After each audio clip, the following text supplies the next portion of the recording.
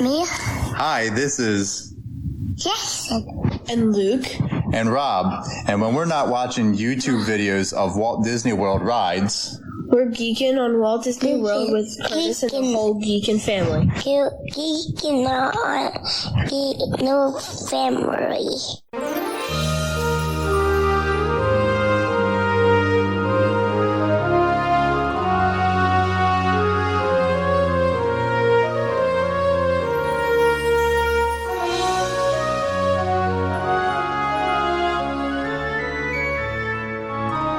Hey, Disney World geeks, Curtis Stone here, and welcome to episode 399 of the Geekin' on Walt Disney World podcast.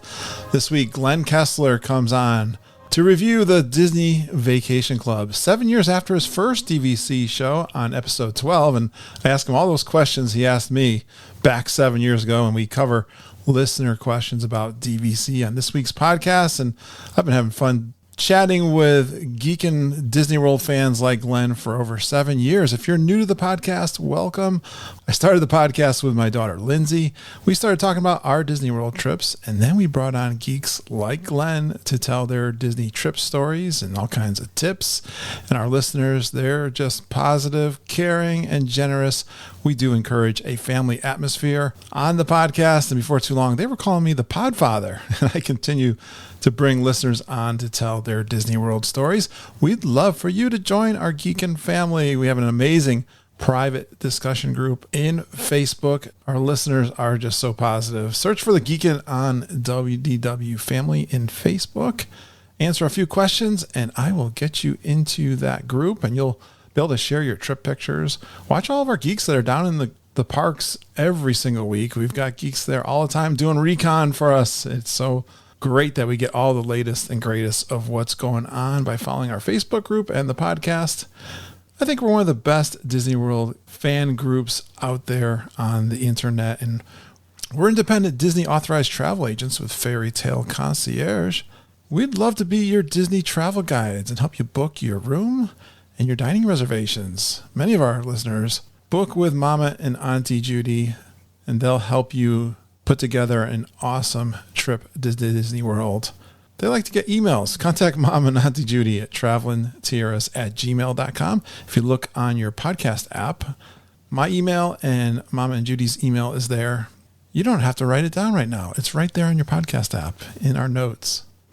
Well, I know you want to get back to Disney World, and what you want to do is get in contact with the Traveling Tiaras.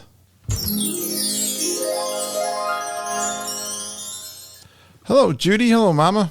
Hey, Curtis. Hey, geeks. Hi, Curtis. Hi, geeks.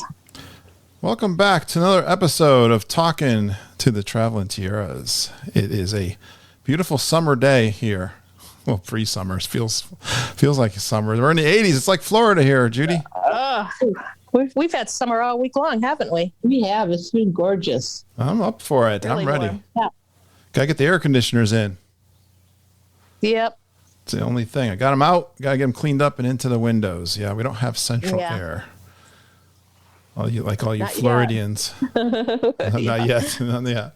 There's always hope. Mama needs the air. Yeah. I don't do well with the heat. All right. I had the air conditioning on in the car coming home from church this morning. Oh, I had it going into church this morning. It was bad. I guess we don't have the humidity though, right? So it's just kind of we had the humidity this morning, but it seems to have dropped. It's a nice breeze up here in Norfolk. It's beautiful. Yeah. Well, I got a couple updates, questions. We're going to do a little hidden magic. Are you ready? Ready. I want to ask you a bunch of questions, and I want to have them answered immediately. All right. I saw this in our private Facebook group earlier this week. Megan Dorsey, good friend and I believe a client of you guys. Yes, she is. We've been talking about this, how difficult it is to get dining in Disney World, even if you're calling in at 6 a.m., 60 days out. I hear Mom and Judy kind of... We're always crabbing about it. Right? Yeah. We feel so bad, that we haven't been able to get everything, but we get most of the things. Well, Megan, I was really excited to see all of her dining. She got Oga's Cantina, Be Our Guest, Sci-Fi, Coral Reef, Whispering Canyon, Brown Derby, and more. Right? No. We had spoken to her, communicated with her, and she said, nope, I want to do my own. I'm good. She didn't want any help. And she did it, Megan. Go, girl. Wow. Kermit is very much approving of that. That is fantastic, Megan. Amazing. When's her trip? 60 days out. July. Yeah. Nice. Yep. Have a And great this is, time, Megan. We're all itching to get back into the parks, and I'm so excited for She's you. a COVID rescheduler. She was supposed to go last July. Yep, I got you. Yeah. I understand about And that then thing. December, and I think then now she's go. Yeah. Yeah. Well, I wanted to ask you guys, we had some fun this week. I took the day off in the middle of the week. Ken wanted to go down to the shore, the Connecticut shore. It's an annual tradition we've started. Especially, I was itching to get back down there. I was glad he asked about that. And I'm wondering. Several years ago we did, huh, Judy? I know, it's been a while. It's been many years we've been doing this now. If you're a listener of the podcast, you know we're big fans of lobster rolls. So that's the motivation down here in Connecticut. You can get a really nice lobster roll, New England area. We always were talking about how cool it was. You could get one in Disney World, but we're in one of the best places in the world to get lobster. But what happened, guys? So Margita called me, gosh. and she says, "Guess what? Abbott's is open." Yeah. Let's go. So we did. Right under the bus. Okay. I see how it's going to be, Judy. Oh, wait a minute. You saved us because we're about 3/4 of the way. We're actually on 95, crossing the Connecticut River, I think. And she says, wait a minute. The map is all black. It only open on Saturday and Sunday. Until June, I guess, right? They're only open on the weekends. Only open on weekends. What happened, guys? Oh. Major fail. Excitement. Yeah. We didn't notice when they sent out the announcement that they were opening, that it was, the seasonal opening in May. And so Abbott's, I was so excited because it's a beautiful location where you have an open outdoor picnic table right along the water and along the Connecticut shore, which is really Long Island Sound, but there's some beautiful boats that go by. It's just a lobster shack, all kinds of seafood you can get there, and bring your own cooler with wine and beer. We were all stocked up, ready to go. We were on the shore when we found out it wasn't open. Yeah, well, We blew it. we had a good save though, didn't we, guys? We did. Where did that come from? I don't even know who found it. I was pushing for a place inside of Mystic, Connecticut. So Mystic is a really beautiful old town. You may have heard of the movie Mystic Pizza. Yeah, Mystic Pizza with Julia Roberts. And that We saw the building. We saw it's still there. Yeah, it's there. It's a cute little town. A lot of people go in there to shop. It's near the water. And I saw a place that was open. Yes, it's difficult to park though. But we were, and the President Biden was in the area doing the commencement speech at the. That was so amazing because we were driving on 95 and he flew into Groton Airport to go to the Coast Guard Academy. And every single exit, every single entrance, several times on the bridge, there were state police cars just everywhere, sitting and waiting. Just everywhere. I never seen so much police presence in my entire life. I know. It was phenomenal. Yeah. So it was a good Wednesday to go down. Yes, we were right there. There's a Mystic Seaport, and it's a museum and an old working seaport from back in the old days. From the whaling days. Yeah, it's really very interesting if you want to go down there and check that out. They also have a beautiful aquarium that is quite popular. Well, right outside there, we found a place. We drove by it. Driving down the road to go to Mystic, and there was this little seafood shack. Which are the best kind, you know it. Yeah, so. But Judy says, I don't want one of those lobster rolls with mayonnaise on it that's cold. I want a hot buttered lobster roll. And we got up to the window, and I look at Mom, and I went, oh boy, here comes Judy. Judy's not going to be happy. That was cold. It was a cold lobster mayonnaise roll. But Judy, what'd you think? I thought it was really good. The mayonnaise was really light, and it had dill, but it had ginormous pieces of lobster meat. And I think it was the biggest bun, hot dog bun, and toasted and with butter that we've ever had. Bun. Yeah. very different. I wouldn't really even call it a mayonnaise base. It seemed like it was almost like a light vinaigrette base, wasn't it? It just was not heavy. It was so light that you couldn't hardly tell. It was just a cold lobster roll with huge hunks of meat, which Really good. big time. The big save. We had nice onion rings and a few wine coolers and wines and a couple beers, and we were good to go. Good clam chowder. Nice. Judy always liked to have a soup. I know, either a lobster bisque or a clam chowder. So very good save, everybody. I think And then we're sitting there. We're finishing up our meal, and we ran into a group from Fox News 61 that were having their lunch there. Yep. They had been The morning crew. reporting on President Biden coming to Groton, and they were having lunch, and we talked with them for a while because I said to him, "Are you guys on the TV? Because you're all dressed up. You must be the newscaster, but I don't know who you are." Yeah, we had a great. They were very friendly, and Really nice. they said we would be. We were there for our anniversary, so we had anniversaries this week. I know Mom and I were May 20th. When's yours, Judy? June 10th. So you're coming up June 10th. We're going to Disney World in another year. What was the name of that little shack there? Do you remember? Something snacks. The sea snack or Seaview Snack Shack. Yeah. Seaview Snack Shack. So 2 thumbs up from all of us. Yep, that was fun. All right. Good company, good anniversary.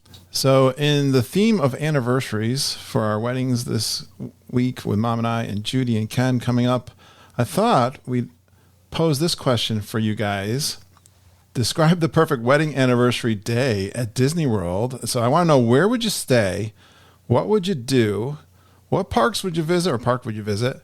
Maybe a special event, assuming everything's open. Come on, guys. It's all going to start opening. Let's be positive. Yeah. Positive thoughts. Let's fantasize. Yes, this is why we're doing this, and we've done some good things in the past.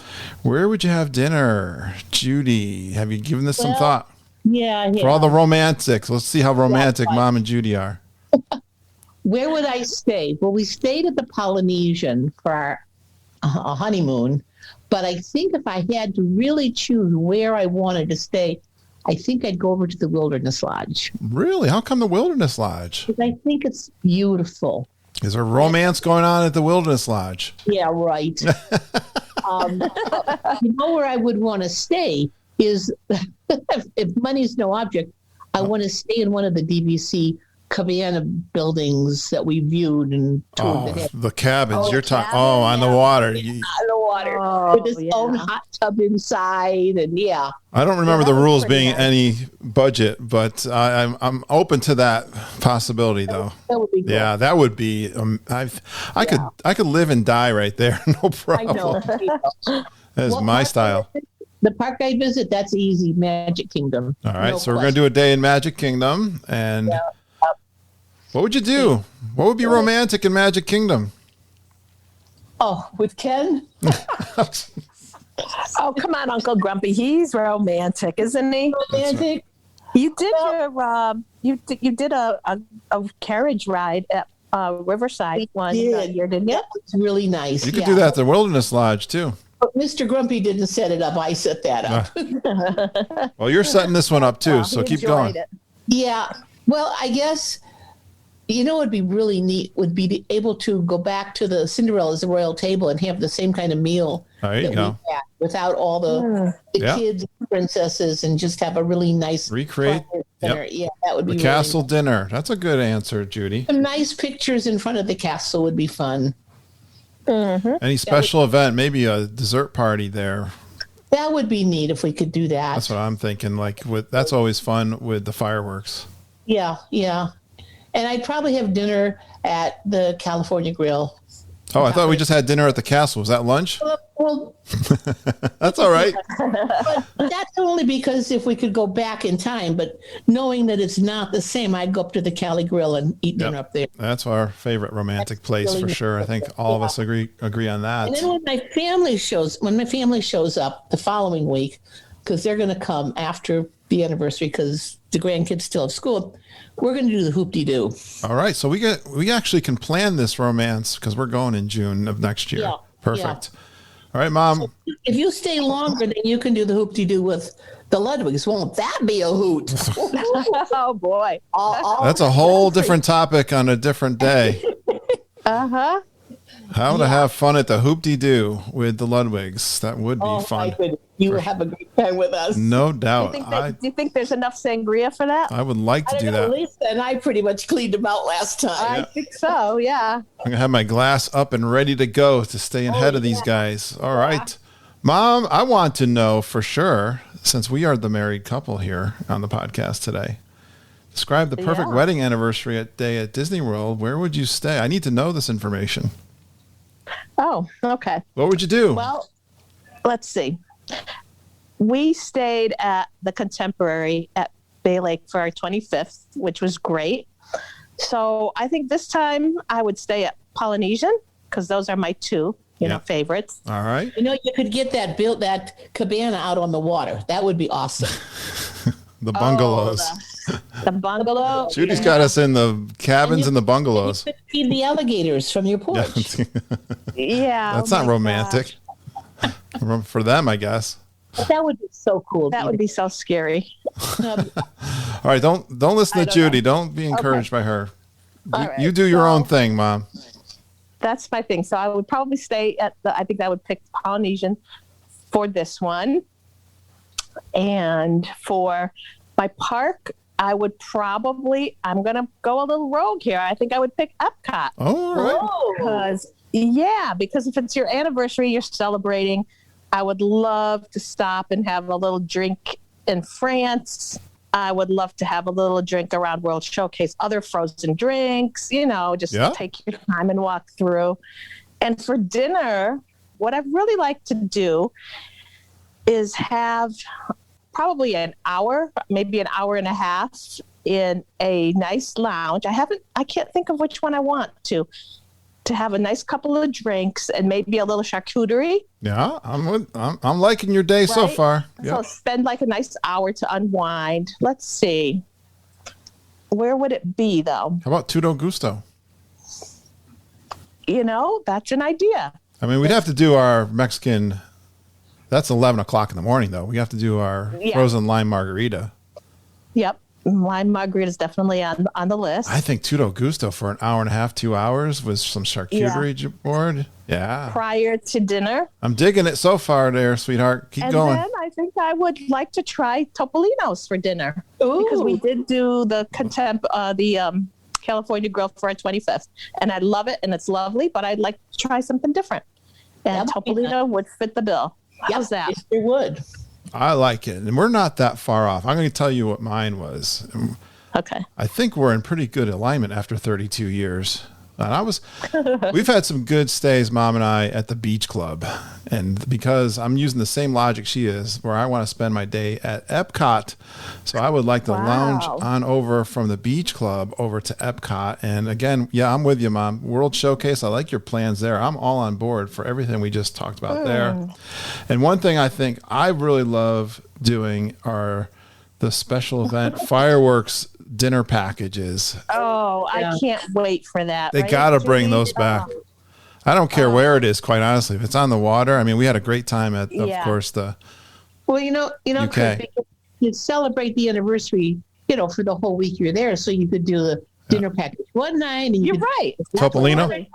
Yeah. Absolutely. Topolino, rather, and then we could do the California Grill another night. I was on board. Party all week long. I know it. I was on board with the Topolino.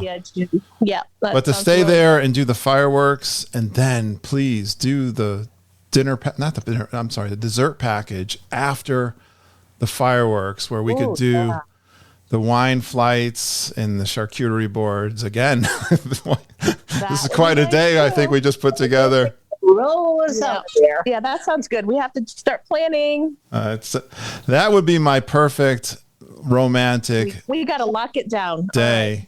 Yeah. And place to stay. Great job, guys. Party every day. Yep. We have a lot of new people in our private Facebook group, and I picked one. You guys just told me before we hit the record button that Dan Robinson, I asked him, what do you want us to cover on the podcast? But you told me some other good news. He's a client of ours. Yes, he is. But he said, he really answered the question. He put a lot of heart and effort into it. He says, well, again, I asked, what do you want us to cover on the podcast? He says, this is hard. I already really love your podcast. Trip reports are awesome. Food, dining reviews, and discussions, ! Have been to Food and Wine and will be experiencing Flower and Garden during our trip in June. So maybe cover the best of, must-dos, favorites of Epcot festivals. Judy, what's your favorite festivals at Disney World? It has to be Flower Garden. I agree. That's my favorite. And Lindsay and I have agreed on the same topic. So why do you put Flower and Garden ahead? And we're not just saying that, Dan, because you're our client and we're trying to schmooze you. No, I love the flowers. Not that it's below us to do that. You know, when they float the flowers in the lagoon there, flowers all on the shore heading down to the lake. It's gorgeous. Gorgeous. The areas that are there. Oh, I love it. It's so cool. And then the best part is you can just eat around the world. You don't have to make a dining reservation. You could spend the whole day just wandering and eating. Did you see? I post. Our geeks are posting stuff of the booths. The booths are fantastic. To me, there's no difference between the festivals. You're going to find good food, and they just have been doing an outstanding job. Whether it's the art festival or Food and Wine, I think they're all outstanding. They have their own good. Did you see the fried cinnamon buns? No. I saw that. That are outside of the test track, and a Fruit Loops milkshake. That doesn't excite me at all. Yeah. Carl Casavecchia posted it on our group today that his daughter Caitlin was showing the Fruit Loops milkshake. I just, cinnamon buns are our thing. So the fried cinnamon bun, that'd just be fun to try just for recon. Yeah. I'm more into the savory kind of foods than the sweet. I gotcha. Well, Mom, what do you like about the Flower and Garden? Oh, everything about it is it's the time of the year. I think when you're coming from the cold Northeast or wherever you're coming around the country where it's cold, it's so nice to get down there and see the blooms and the blossoms and the food and the little activities that they have. The photo ops. There's just so much to do. Just even if you just want to do nothing and walk around and, like you said, look at all the little menus and decide what you're going to have. Yeah. That's part of it too, Topiaries. And the delicious little drinks that they have at the booths. There's just so many little things to do. It's a ball. And they have such neat merchandise that's available for the festivals that you could only get at that time. And it's, yeah. You know how I love my plates and yes. My pin. And they always do something with Figment too, which is your very favorite. So it's just a great time of the year to go. And I know they've extended it. They've started it earlier and it goes later too. Yeah. Dan, my favorite thing is to check out the musical acts that are going to be down there. Yeah. In the past, I don't know, they're not doing it so much this year, unfortunately, but I like to look. What was it? What was the name of the concert series they had for the Flower and Garden? They had a really cool 60s music kind of theme. I've seen some great Peter Noon I remember seeing. And you and Lindsay saw them. Yeah. I'm the first one to check the musical acts. Now I know that Voices of Liberty, I was there when they were performing, and this was during the art festival. They were fantastic. The Disney's on Broadway were great. Anybody they're doing in that American theater, definitely take a beer and go in there and just enjoy that. I recorded those for my Patreon listeners that donate to the patreon.com. So if you want to hear those were all Disney songs instead of the classic Americana stuff. So yeah, I any of that talent that goes in there, I am just all about it. Yeah. Really cool. Uncle Grumpy just walked in. Hey, Uncle Grumpy. Hi. What would be your favorite restaurant to go to celebrate our anniversary next year? If you could pick any restaurant on property, where would you want to go? McDonald's. Did he just say McDonald's? Yes, he did. Okay. Well, we'll drop you off and we'll see you later, Ken. Later that evening. It is. Got any idea what your favorite would be, where you could go? Yeah, I'd like to go back and see the fireworks. That. Oh, the Rose and Crown. Yeah, he's right on board with the same. All right. Yeah. We got It was consensus. fun. It was good. Is Fingers crossed, guys. Fingers crossed that they start bringing these back. Well, they're testing the Stargate. I see videos of them testing the Stargate out on the lagoon all the time. So I got to believe it's coming before the 50th. It's got to be ready to go. I think I'm hoping that when we're there in September that the Stargate will be up and going. Yeah. all right, Judy. This is the point where we talk about either history of the parks. Did you do your research, or you got a tip? I've got a hidden magic one I'm going to bring from my book that I've been using every week. Well, I'm in the Jim Corcus book again. This is called Other Secrets of Disney World That You Never Knew You Never Knew. Nice. Good one. That's a big book. It is. It's 2 books. So I'm going to talk about Epcot and the American Adventure Pavilion. So this is interesting. It says this pavilion was originally meant to be at the front of World Showcase and be made of all glass and steel.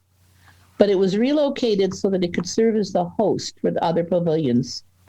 Handmade Georgia clay bricks, 110,000 of them, decorate the outside of the building. They were colored and aged to look more authentic for the time period. Forced perspective is used, such as the windows and doors being taller on the ground floor to make the building look smaller than it actually is, so that it more closely represents the building from colonial America. Although it looks like a 2.5-story manor house, it is actually a 5-story structure. Whoa. Yeah. Very cool. Outstanding. The other thing that I found out that I thought was really interesting about the American Adventure, in the movie where they've got the song Two Brothers? Yes. About one brother being from the north and one brother being, supporting the south. Civil War, yep. It said that the 2 brothers that are shown in the photograph are actually Imagineers. Ah. John Olson is in Confederate gray, and Jeff Burke is in Union blue. That's so cool. And the scenes were shot on the back lot of the Disney studio in Burbank, California. Nice. With the authentic Brady photographs. Wow, it looks so real, yeah. And the New Orleans train station at Disneyland was used for the staged photo showing the coffin being delivered to Mueller's Landing. Wow. Nice job, Judy. Very interesting Good pieces one. of Disney history. I love it. Now, Here's the other challenge. Can you actually stay awake during the American Adventure show? Come on, guys. I can. I can stay awake. I love that. Many times I look over, and I won't mention who, but I see bobbing heads. drooling? Yeah, well, it's... Well, maybe not drooling, definitely bobbing. He's laughing now. Yeah. Yeah. Oh, I thought you were talking about me.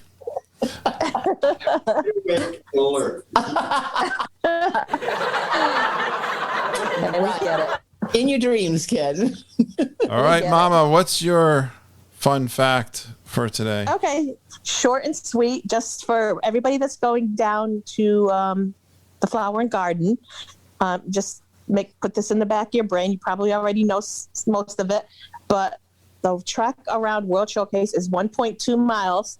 So just try and keep that in mind every time you're going back and forth, getting those drinks and eating those snacks. You're going to burn them off. 1.2 miles one way. Okay, guys? Oh, so if I go around, it's like 2.5 miles if I do twice around. Yeah. All right. Think about how many times you go back and forth, right? All right. I thought it was even longer. That's a long one. Okay, and the last little fact that I have is there are 30 million blooms during the festival that are planted and that you see. Wow. 30 million. Isn't that crazy? That is 30 million. Crazy. Yep. That's insane. Beautiful. Never would have Gorgeous. guessed that many. Yes. Mm-hmm.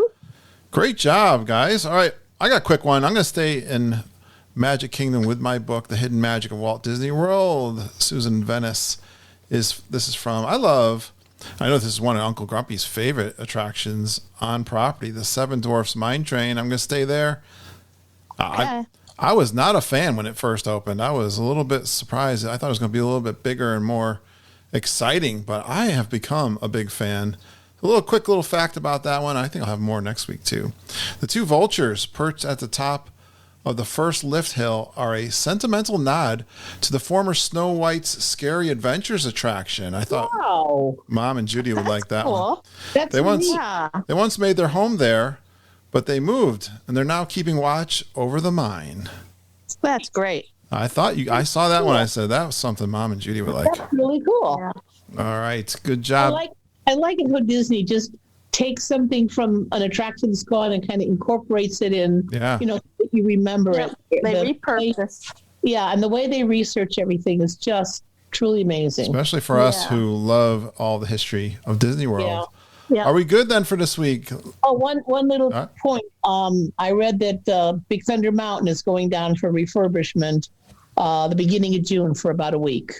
So if you're down there in the beginning of June, realize it's going to be down for refurbishment. Nothing major, just probably cleaning and a dusting. Yeah. Well, what a bummer though if that's your week. I Do you know know. what week it is? I think it starts like the 2nd of June. I think it's when my niece and nephew are going to be there. People love that attraction. So that's. I got an a bummer, email but- just before we started recording. I get the emails from you're not going to be surprised that I get the Disney food blog. They always have lots of great information because I'm into food when I go to Disney World because it is an attraction. And this one little headline really caught my attention because I think we were talking about this recently on the podcast. Review of the new Boardwalk ice cream shop in Disney World because Oh, right. Saw Forgot that. about that to mention that. Ample Hills went out of business. I didn't realize. I was just talking to someone. I believe it was Tom Vos from the Welcome Home podcast who I interviewed this past week. He'll be on coming up soon. And we were talking about that. And we didn't know this. We got a new ice cream shop coming in. So Recon, Yeah. Geek and Recon is required. Go check it out, guys. Yeah, definitely. Send us a picture of the menu. I'd like to see that. Yeah. All right. Are we good for today? Yep, we're good. Nice talking to everybody. Geeks, take care. Take care, everybody.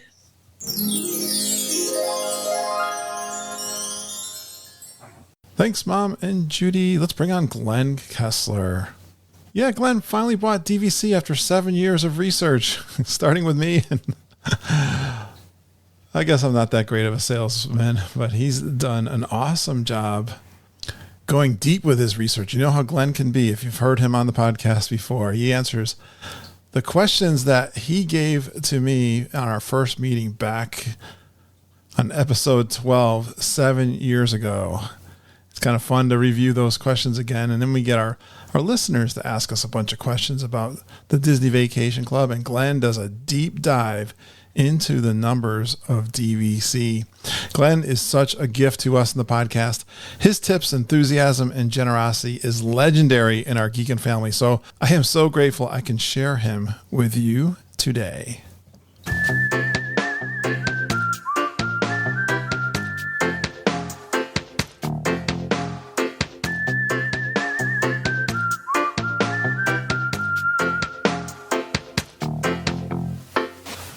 My guest on the show today represents my goal and strategy I had from the beginning of the podcast to build community. He reached out to me to ask a DVC question. So I invited him on the show to come on with Lindsay and I could answer his questions. I thought that'd be a good way to build community, is to bring people on the show. He was one of the first back on episode 12. And little did I know at the time he would be so huge in building this Geekin' family. He gives back so much to us and to me personally, and we've become such a good friends that I invite him to even crash on my couch in our DVC room at Old Key West. We're going to be talking about DVC. This super geek, he needs no introduction, but we're going to give him one anyway. He was the first listener to sport a Geekin' t-shirt in the parks. He sees the park's hours of operation as a direct challenge. He'll never try camping in a tent at Fort Wilderness again.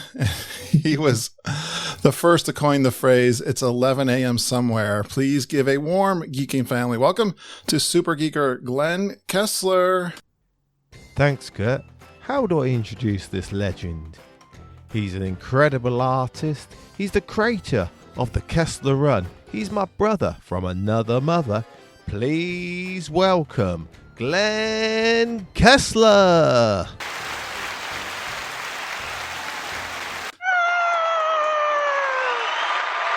Hey, geeks, no applause. The Good. geeks love you, Glenn.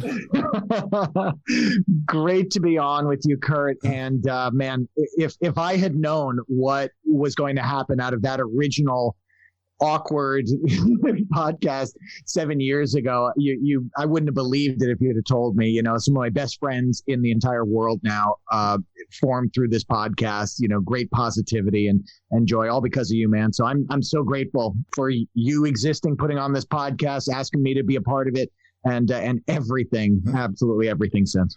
Well, I love you, Glenn. I know. I didn't even stage that. That was awesome. That's Glenn and I's internal joke, private joke. But yeah, Glenn, this is an anniversary show. 7 years ago, and matter of fact, today's the day, April 2nd. Oh my gosh, that's right. And I really wanted to reach back to some people that have been representatives of this podcast. And of course, I thought of you. I thought of this topic, and the time that you came on, talk about DVC. You were looking at DVC, and coincidentally, within the last, how many months, weeks? Do you own your DVC yet? We're not officially owners even yet. January 18th, we started on the process, so we're still waiting a little bit. All right. And you're doing resale, I believe, right? Yeah, we're doing resale, and 220 points over at the Polynesian. December use year. We'll see how it all goes. Well, we're going to have some fun because I'm going to use the questions that you gave to Lindsay and I back on episode 12 of the podcast. I listened back to that episode. I thought our show was pretty good back then, but boy, I forgot to delete all the ahs and the ums, and it wasn't as good as I thought.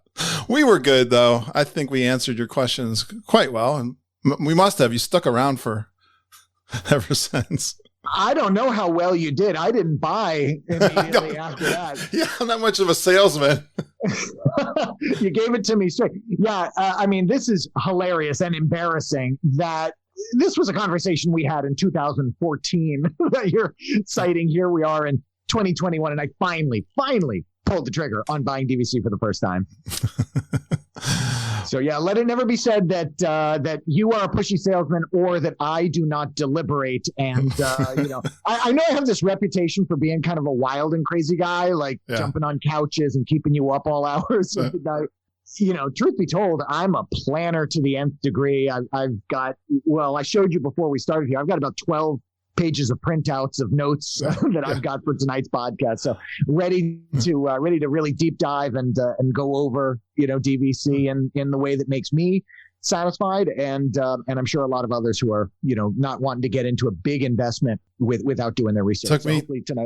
Took me 10 years before Mom and I decided to pull the trigger. So it's a big decision. So this will be helpful for you guys. I believe that I've contemplated the DVC purchase, but we're going to reminisce here a little bit back to episode 12, Glenn. I got an audio clip to play for you, and I think you'll understand the significance of this. This was near the end of the show. Yeah. So cool. Awesome. Well, thank you guys so much for answering my questions today. I think we covered all that you had. Was there any others? You you actually just brought up a kind of an interesting one about using some of the other facilities at the Contemporary and the Bay Lake Tower as well. Have you used, and do you use a lot, the I can't remember what it's called, Top of the World or something like that at the top of the Bay Lake Tower? Do you go up there a lot? I wouldn't say a lot. We haven't used it a lot, but it is amazing. It is fantastic. I know we'll be using it in September. Yeah. Because I'm turning 21, so we'll be using it in September. But it is a great little perk. The fireworks from the Top of the World are amazing at the Bay Lake Tower. And you have to be a DVC owner on points to use it. Yeah. I think that's they one actually, of the best places to watch. They card you. Yeah, they do. I think when we did it, like when we actually did it last time, we actually had to show our card, but I think you can scan it now, and just the elevator only will open. There's a certain elevator that goes up to that Top of the World lounge. Wow. Well, you were such a kid back then, Glenn. What's that place called? You're such a beginner, but now the student has become the teacher, I believe. And what significance does Bay Lake Tower and the Top of the World Lounge? Do you know what it's called now?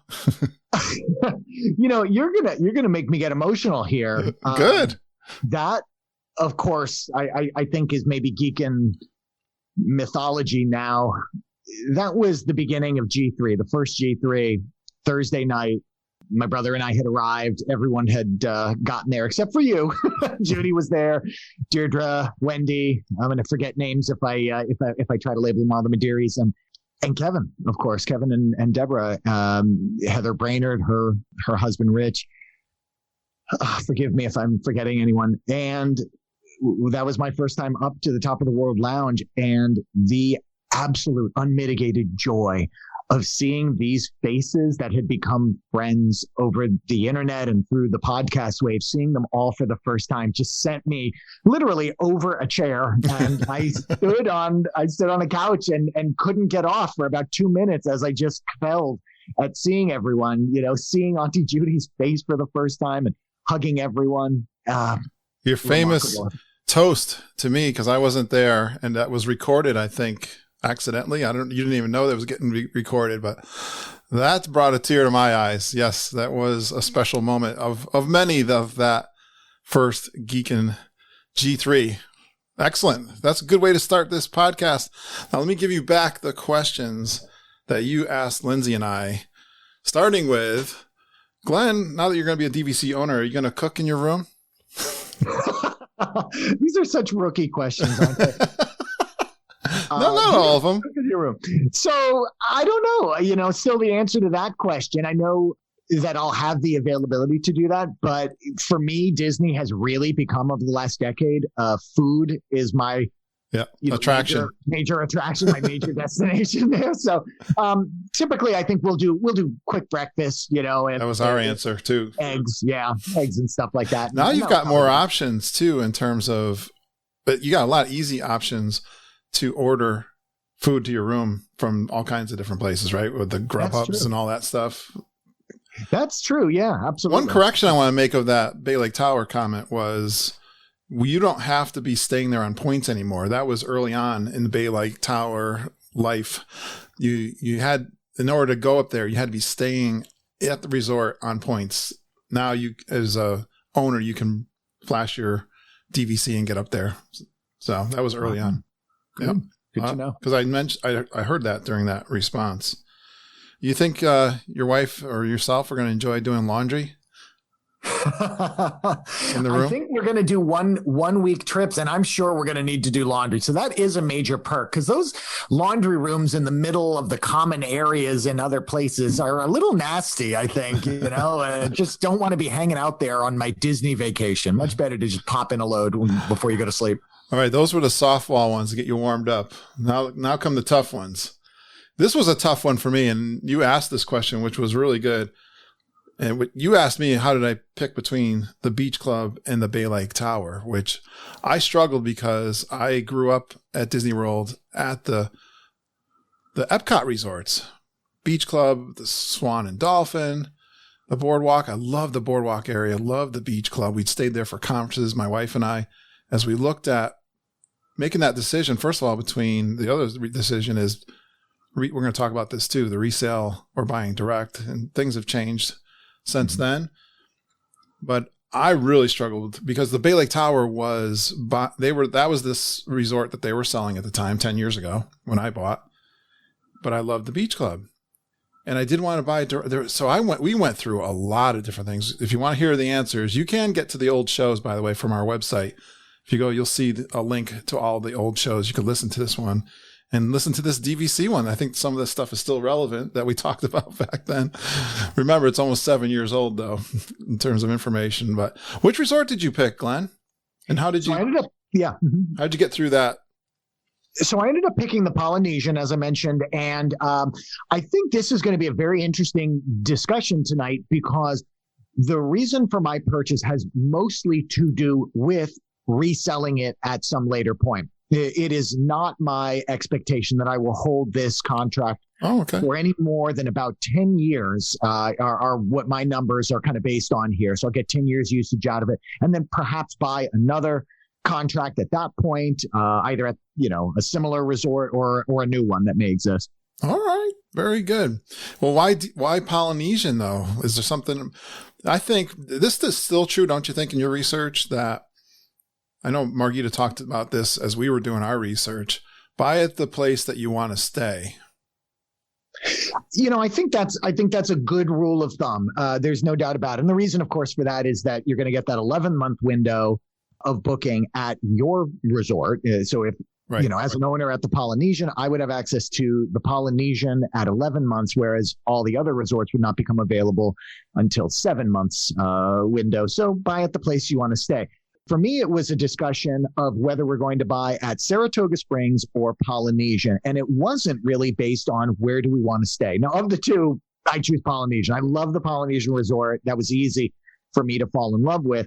It's not only a resort that I have stayed at and enjoyed it tremendously as a kid, but one that I make a point of going to on every trip. If I'm at the Magic Kingdom, I am taking either a stroll or a monorail or some manner of transportation over to the Polynesian, and I'm going to walk around the grounds.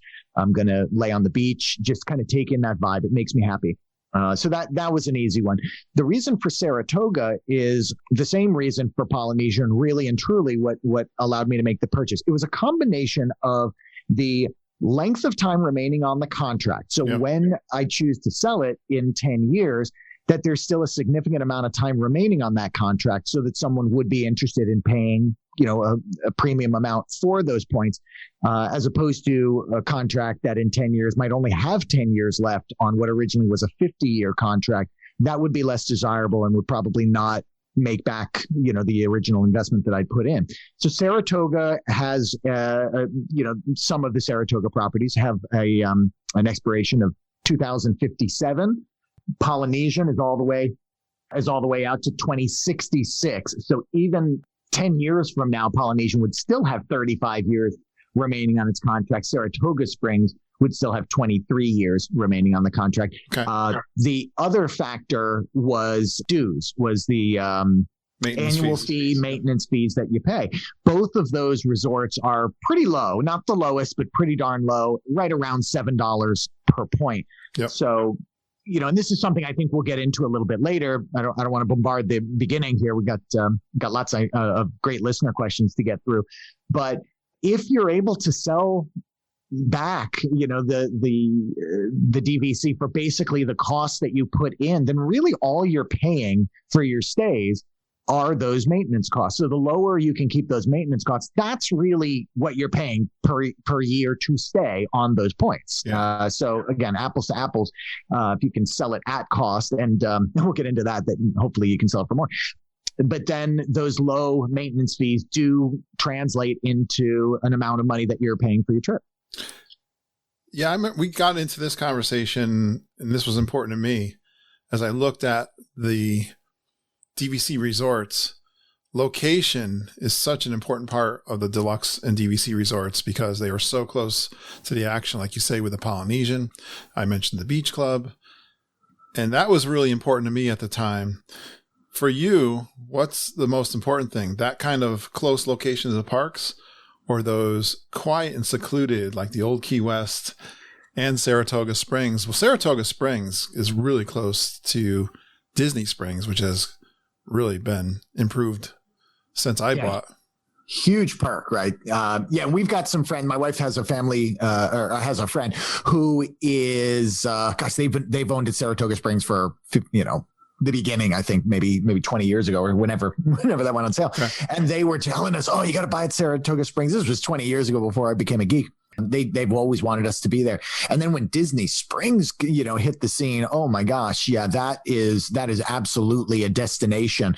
I would probably say that at this point, with young children still in my family, proximity to the parks is going to be a preference. At some point when the kids are grown and we're no longer going, full stink, trying to get into so many of the, parks early in the morning and really maximizing our time, I think at that point it would probably be nicer to go to an old Key West or even an Animal Kingdom where you can just relax and not have to worry. Hey, I was thinking in your research, this wasn't in your question back then, but you made me think about this.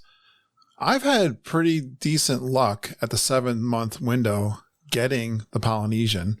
Now, but Saratoga Springs is easy to get at the 7-month because it's so large. Is that true to your research? Or so I would say, obviously, Polynesian is harder to score depending on the time of year. It doesn't seem to be actually. That is my research does show is both Polynesian and very good thing that the Polynesian doesn't book up terribly quickly. This is actually the one knock I believe on Polynesian is the room types that you have available for DVC are not really very desirable. You have a studio basically. You couldn't even really call it a 1-bedroom. Yep. And then you have those dastardly bungalows that are $2,000 a night or whatever they are. Just crazy, crazy points. Gorgeous, but who's going to stay there for more than 1 night or 2 nights? I mean, it's just, so wildly expensive. Whereas at many of the other resorts, you've got studios and 1-bedrooms and 2-bedrooms and grand villas. You've got so many options. Yes. So those become available.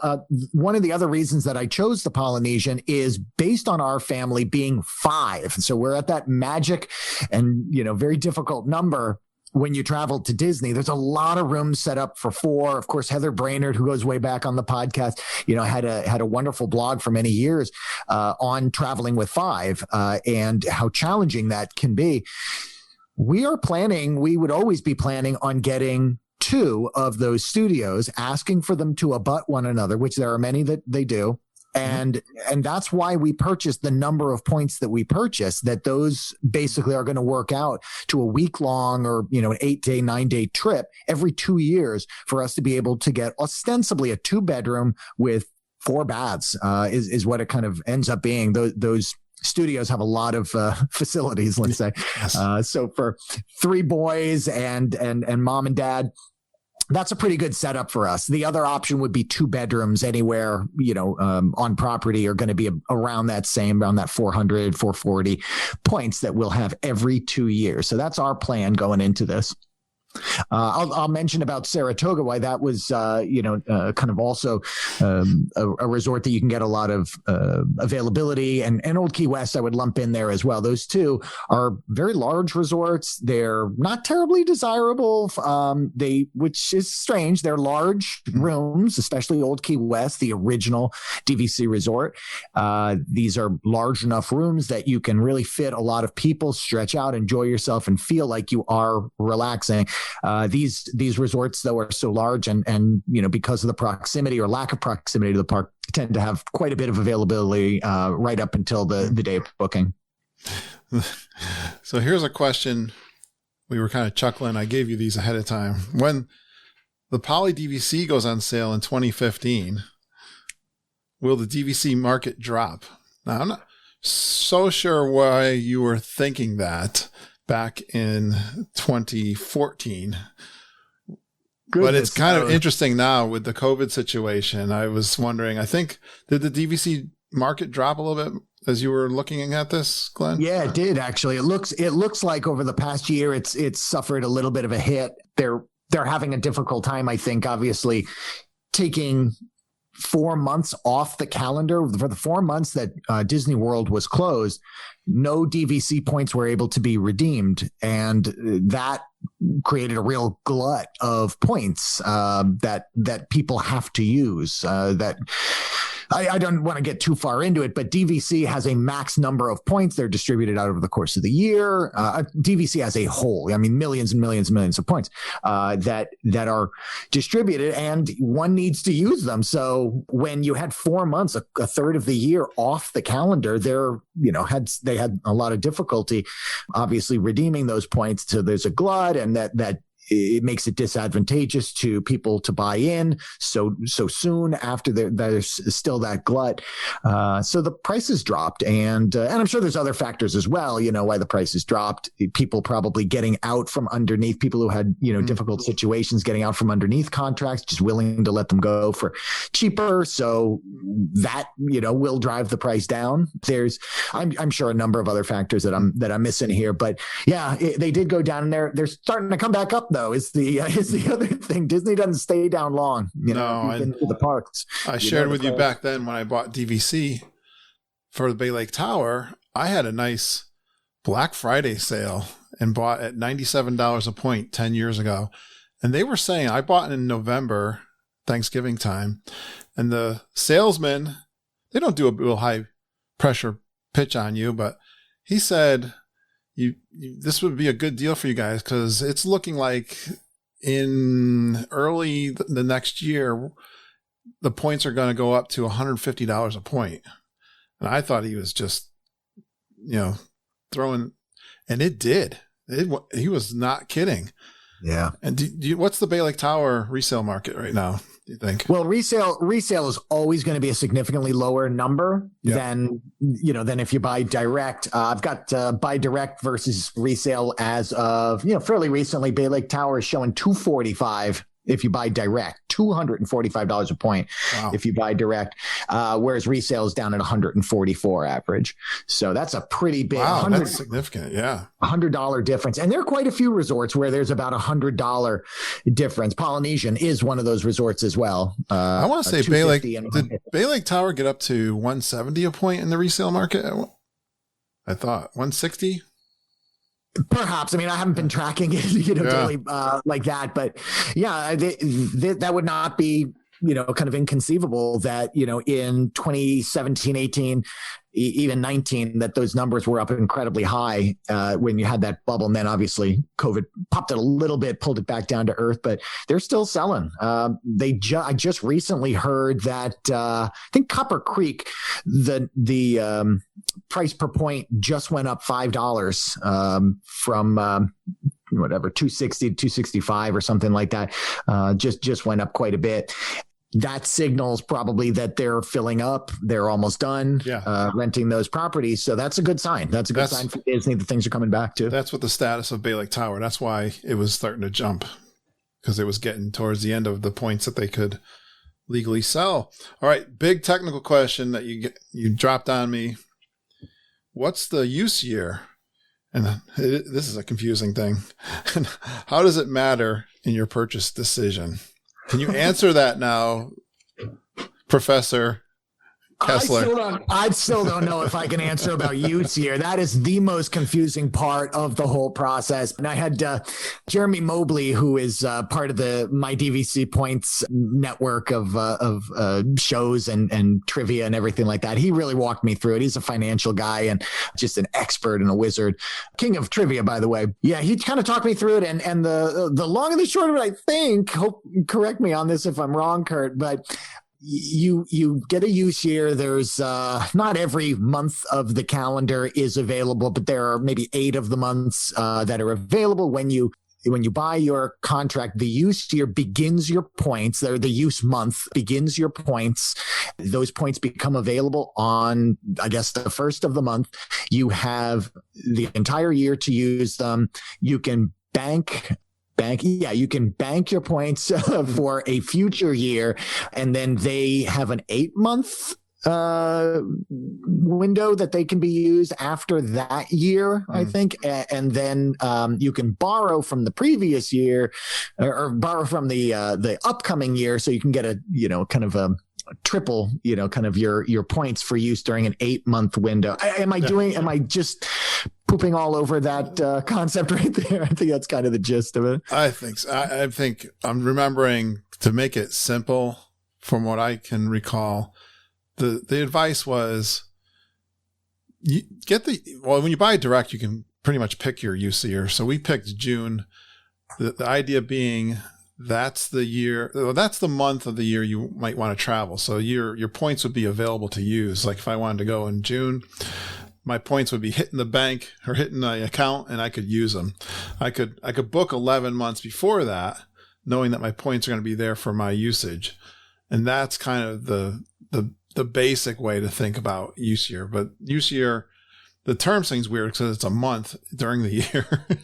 Right. That's why the term of it sounds funny, but it's when those points, first of all, it's when those points hit your account. Mm-hmm. Yeah. So that's the basic way that I always thought of it. When I've been an owner for so long and I can use my points really quickly, I don't even think of a lot of the technicalities of it all, to be honest with you. Like we've been saving our points up, and we're going to do a trip next June, as a matter of fact. And so I guess that technically we're doing the proper thing as we were taught many years ago. Well, very reassuring to know that you just don't give it a lot of thought anyway. Yeah. Just, they're there and then we use them. You get a lot, you only get them once a year, so you got plenty of time to think about these things. Yep. You asked me, have you ever regretted your DVC purchase? It was really cute. If you go back and listen to it, Lindsay gives an answer. She was just turning 21. She's like, I don't regret it whatsoever. Yeah, because I was the one putting out the money. Right. With the stress of also putting you through college. So that's awesome. I'm sure my kids will be the same way. I don't think you're going to regret it. You've certainly done your due diligence over and above. And you've been and stayed at the resort, so you know what to expect. You know what you're getting out of it. Let's see. I don't know what we got into. You had asked me specifically at the beach club, and maybe we could talk to this, but the DVC, as they've added on to the deluxe resorts, are a section of those resorts, like at the beach club. It's not really the best section, to be honest with you, because it's a little bit farther from the Epcot. And if you stay at the beach club and you're not at the DVC, you're closer to Epcot. So that was always a little bit like, but it's not that bad. I mean, it's fine. You were asking me where exactly the DVC rooms were at the beach club. Yeah, I had heard, even back then, that they were in less than ideal, kind of places on the campus, on that particular resort. And yeah, that one in specific was the one I was really referencing, was that, I'd heard, I think, I would say you on the podcast, but maybe not. I don't know. Say something along the lines, or other people say along the lines, man, you got to walk a long way. It's funny though, when I hear people talk about walking a long way at Disney, like it just blows me away. Like, you're going to walk 10 miles that day. Is it really that far, from your room to where? It's kind of relative, isn't it? Yeah. If you're worried about walking long distances, maybe this isn't the right trip for you. So true. 'Cause there's no lack of walking, even with the DVC. Well, I think of Animal Kingdom, the Kidani, on both ends of that from the lobby. I mean, it's just and Jambo too. We've been at the end of Jambo, and we joke about it. It's forever ending long walks. And actually the beach club one is not too bad at all in terms of closeness to the quick service, if you want to call it that, the little place where you get your drinks and that kind of thing. It's pretty good. It's not a problem whatsoever. Yeah. I'm a walker. I like walking. It never bothers me. Even at the Bay Lake Tower, you have to walk you have to go to the Sky Bridge, but that's magical. I mean, there's such great views from the Bay Lake Tower when you're getting on the elevator or just looking out over the Magic Kingdom area. Sometimes there's a little bit of fog out there, or as you know, in the evening, the sunsets and all that, or the sunrise from your room. So people have talked about the walk. It's funny. I did the same thing in my research, and you listen to the comments that people make on discussion boards at the time, maybe podcasts now. And they sound so discouraging sometimes. And then you think about, you're like, do I really care about that?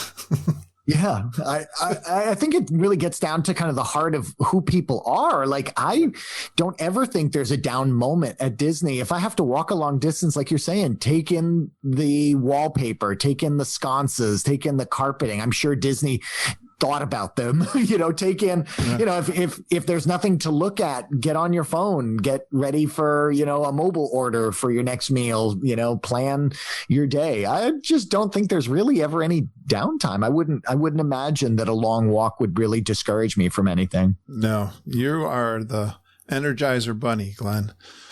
All right. Well, did you have something in your research that you wanted to share with us? Because that was this show, dude. From well, we can wrap that up in about 20 minutes. What took so long last time? The episodes were a heck of a lot shorter back then. I think. I don't remember. I think it was definitely. Oh no! It was so funny. I should have played that part. I said something like, "Well, we're getting close to an hour."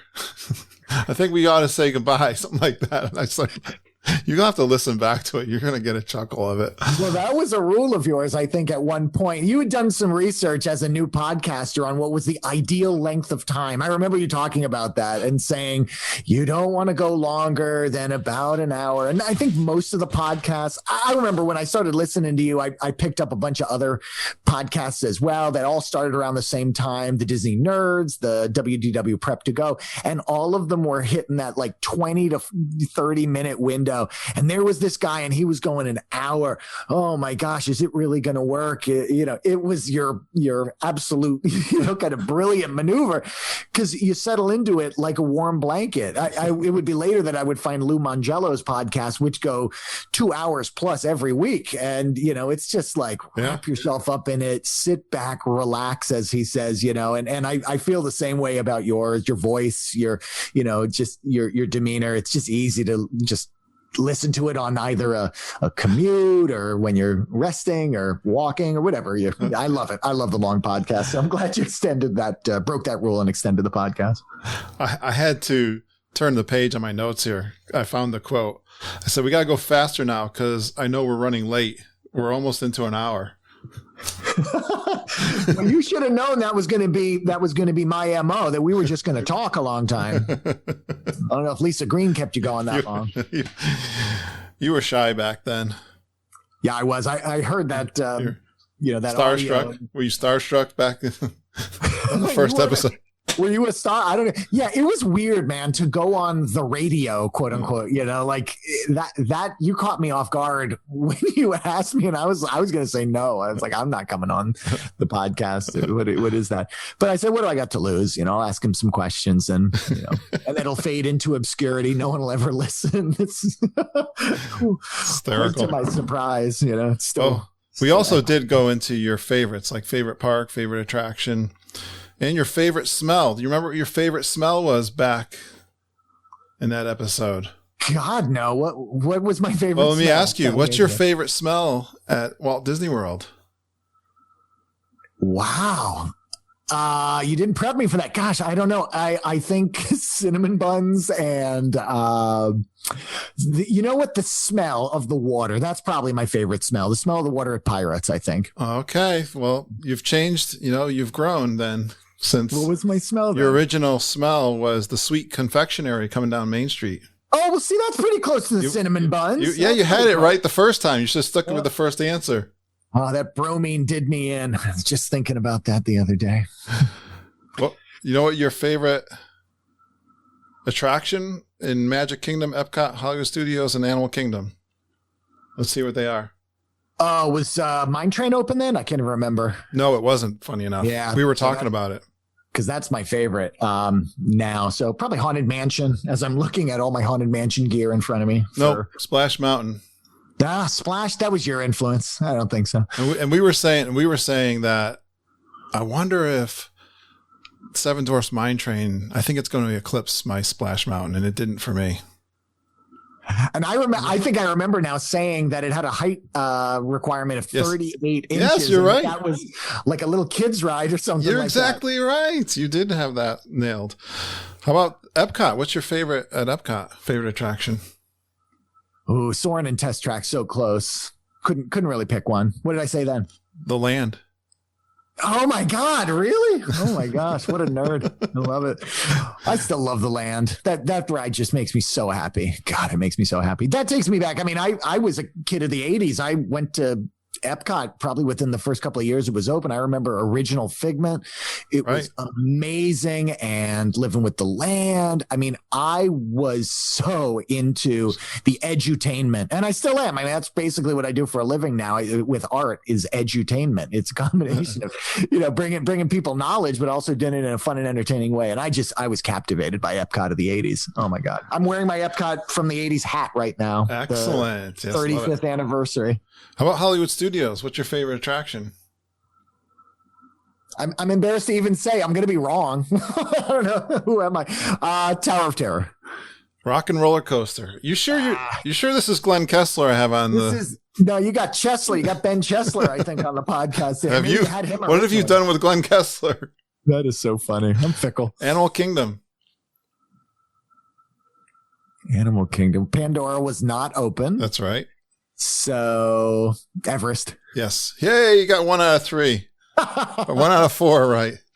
Goodness gracious. That is fun. Well, it shows I have a broad level of appreciation. I don't pick my favorites. And I think, I think that's good. You got to change. I mean, the Beatles changed, Zeppelin changed. I'm not AC/DC. I change. That was fun. Well, anything in particular from your notes about your research that you want to share with everybody?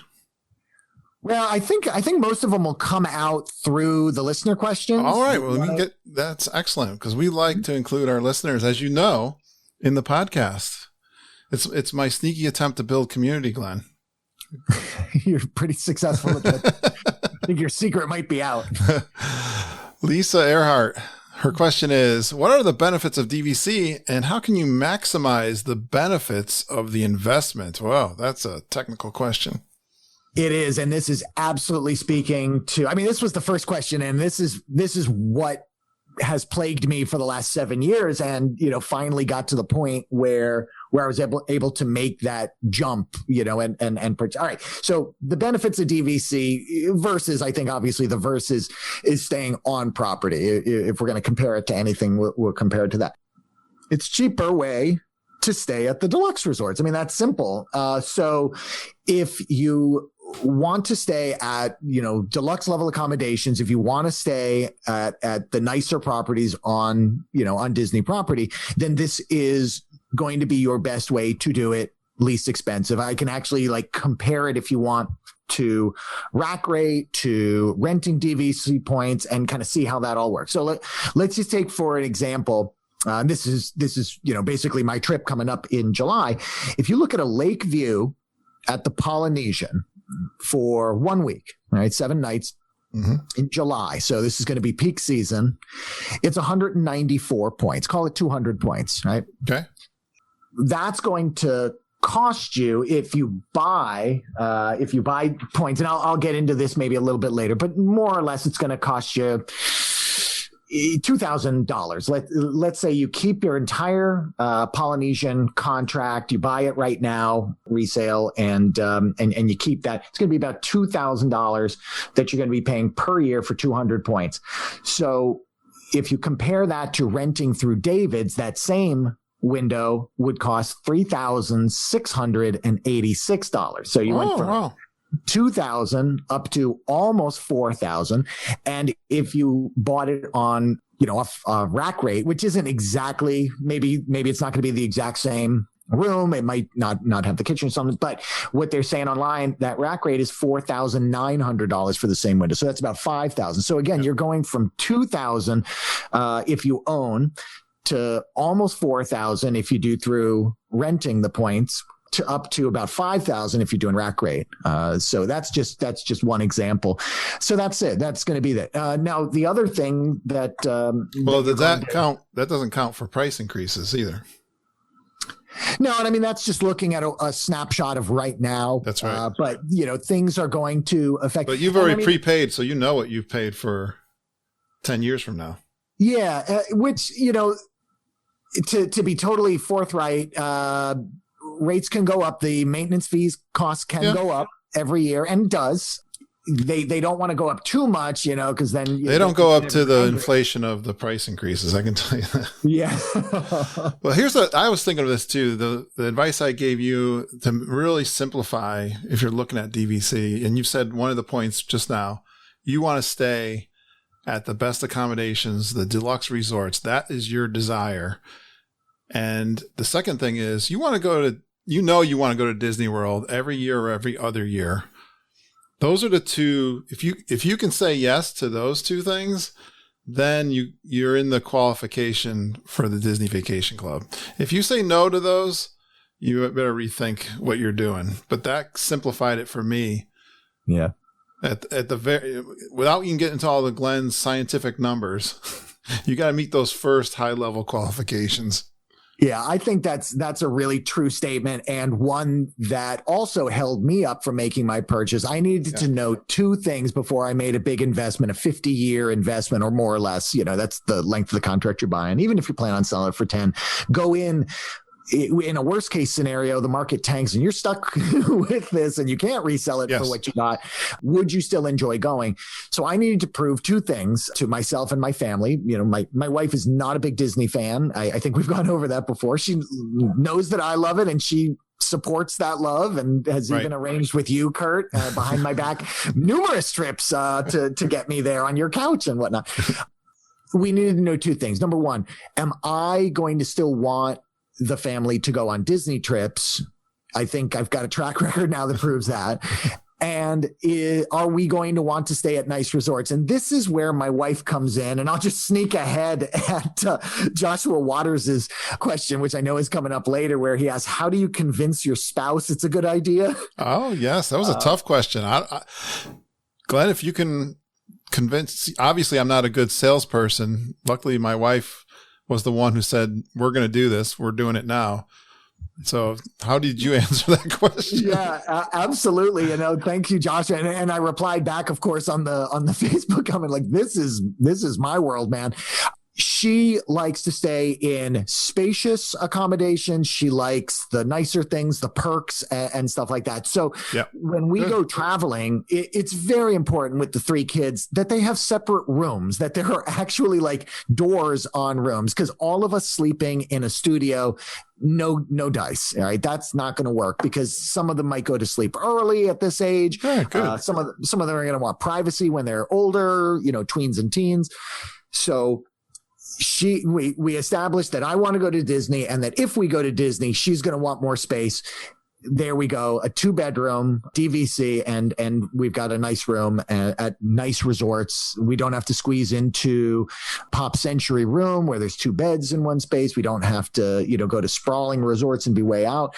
This is going to work for us. So that was a big decision for us. And, you know, I hope that works. Now, the other thing I would say, Josh, was you got to treat her to the good food, the spa. They got a couple of spas available, you know, and really kind of do it up. I didn't have a chance to do this in March of 2020. We had a trip scheduled for a week after the pandemic closed the park. It was going to be an absolutely incredible couples only trip to the Polynesian. We had, you know, all these special treatments at the spa, California Grill and Brown Derby and all the nicest restaurants all planned, all kinds of crazy activities, and it all got canned. So live vicariously, you know, please let me live vicariously through you. Joshua, if you do any of those things, tell us the great story of how she loves Disney and it's no pressure and it's just a relaxing time. As a Disney geek, you know, when I first went there, Glenn, you know my story quite well. I went as an adult. My wife and I had never had the opportunity to go to this exotic place called Florida or Disney World, whereas some of our friends went. And it's always held a special place. I guess I have great amount of gratitude to go to Disney World at all. And I love the value resorts, but wow, to actually stay and live in the deluxe resorts that are just so magnificent and have such attention to detail and luxury, if you will. And to be so close to the magic, to be able to walk to Magic Kingdom or take the boat from the Polynesian, or again, we talked about the Epcot walk, which I just treasure that so much.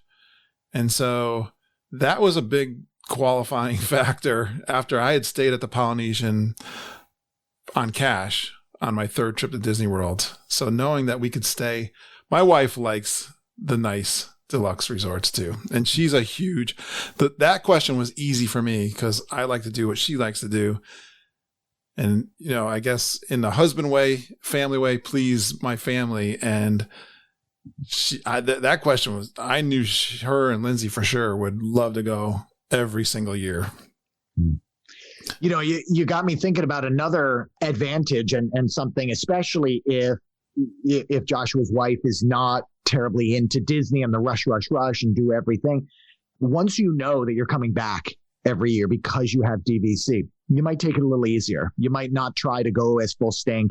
You might, you know, wake up a little later and just enjoy breakfast in your room, walking around. And that slower pace might be something that she and you can, grow to enjoy not rushing and cramming everything in. But you made me think of something. What we found really fun, and I wasn't sure my wife, because she likes to get to vacation location and unpack her bag and put stuff into the dresser drawers. And she likes to get in her room early. She loves it when they call and say your room is ready.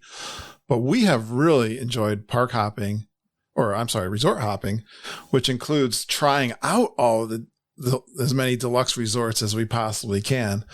And that has been a lot of fun. Especially if you got to go at least a week or more and then do the resort hopping. We have really enjoyed that. And a great thing about that, you can stay at the Magic Kingdom resorts for half the time and then go maybe stay at Animal Kingdom or something in a different location and then go to those parks, relative to where you're staying.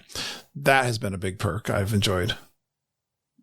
It's excellent. So yeah. I think you're going to go to other resorts besides the Polynesian then after this first trip. I'm sure of it. I love collecting the resorts. I probably am a completionist. I don't think I am, but I think I am. So I'd love the idea of getting all the resorts under my belt just to kind of experience it. And yeah, I would love. I've stayed at Saratoga, now Old Key West for a night with you, and Polynesian and Bay Lake Tower. So yeah, I got a few more to get.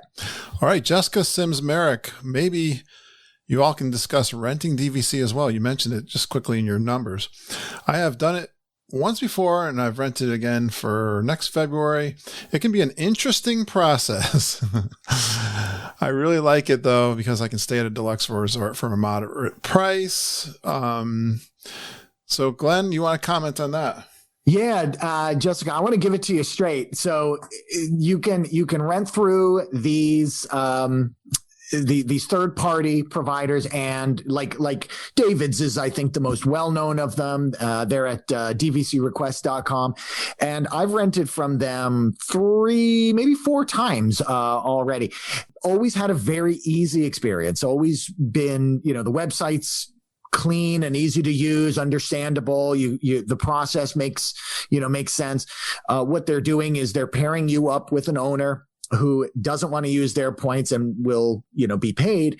You are using them as the intermediary, but it is a contract that you're entering into with another owner. And once you've made that contract, and David is very clear about this, it is non-refundable. It is completely non-refundable. If you don't get travel insurance, and you would want to make sure that you get very good travel insurance, because a lot of the travel insurance doesn't cover something like a DVC, but you would be in a tough spot if you were not able to go on your trip. They're not going to help you. Now that said, I have had, out of these 4 trips, I have had 2 trips that have been negatively, kind of impacted by this non-refundable situation. And the very first David's rental that we did, maybe a legendary story on the podcast, I don't know. But we booked with our family of 4 at the time to go to the Bay Lake Tower for a week. It was going to be amazing, a nice 1-bedroom. And we booked our non-refundable trip, and then literally that weekend found out that we were pregnant with a 5th. And because we had booked at the 7-month window, this would make the child quite young when we traveled. So he was born in July. The trip was October. So we took a 3-month-old to Disney World, because we weren't going to walk away from thousands and thousands of dollars of a rental. It was a tough trip for my wife, obviously having, given birth so soon.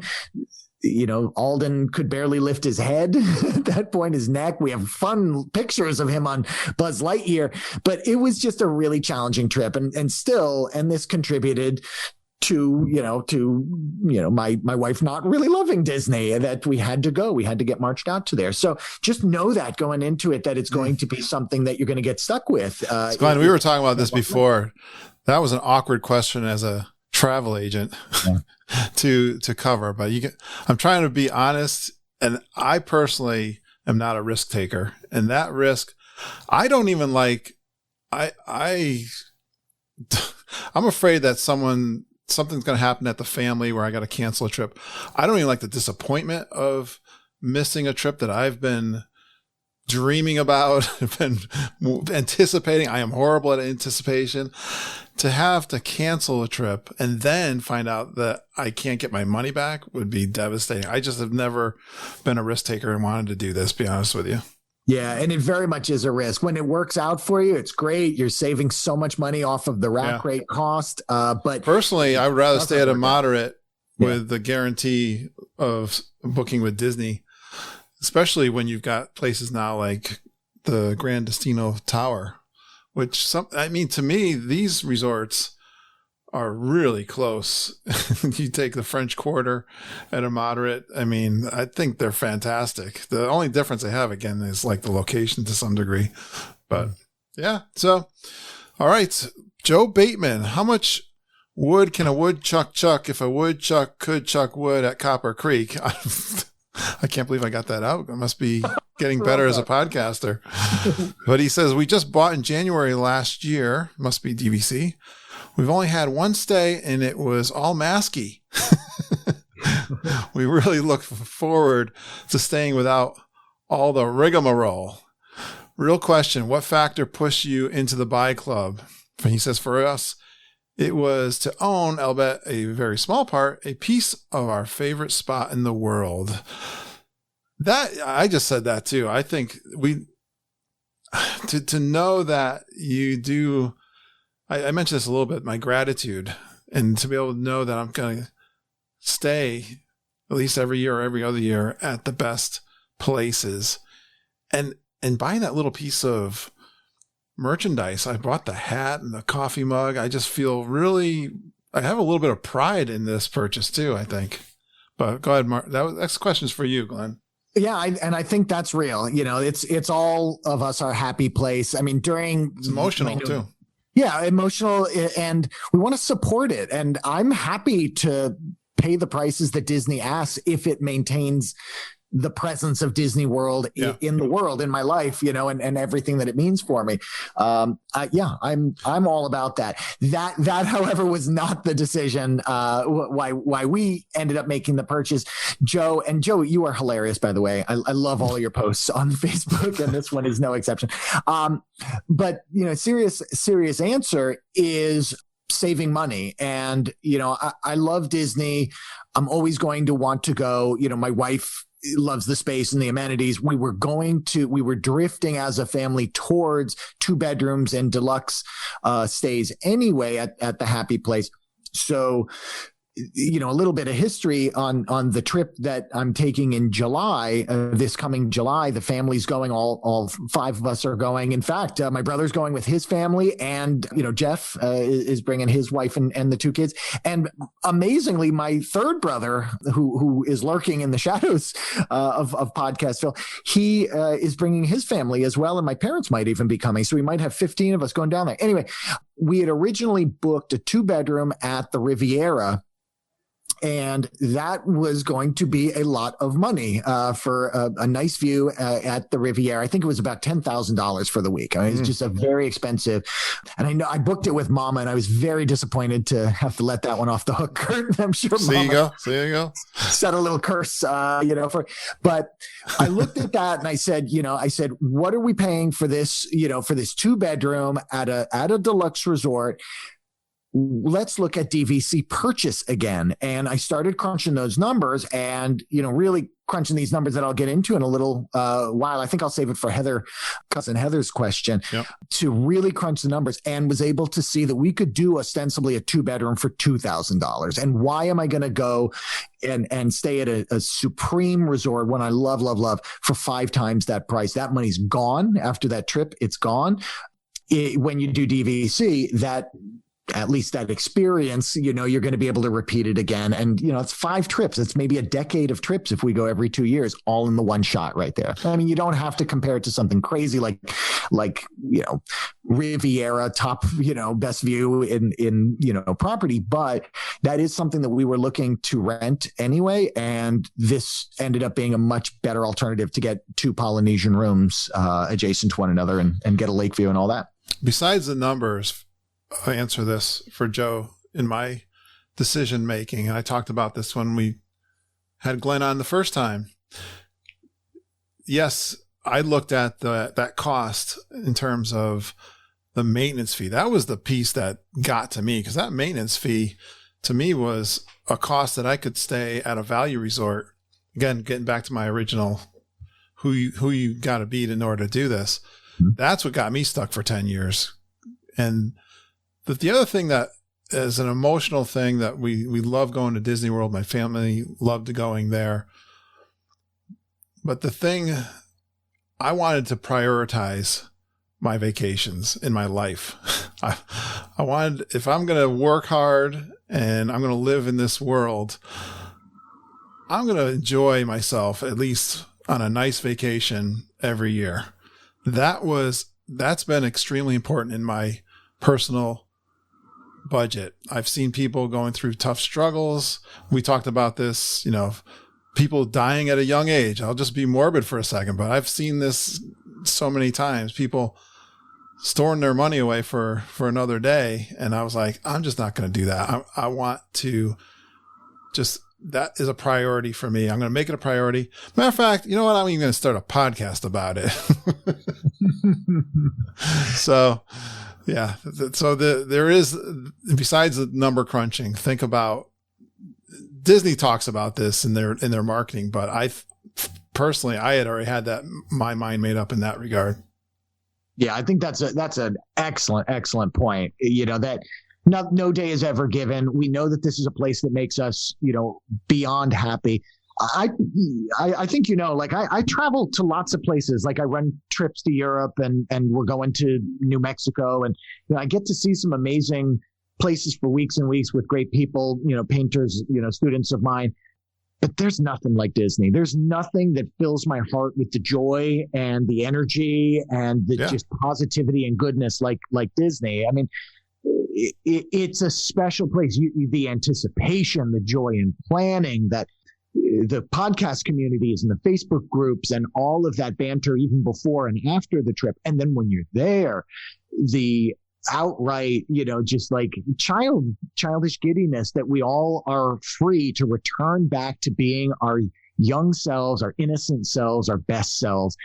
There's no other place in the world that does that. And yeah, this is a magical place. I think we all know this.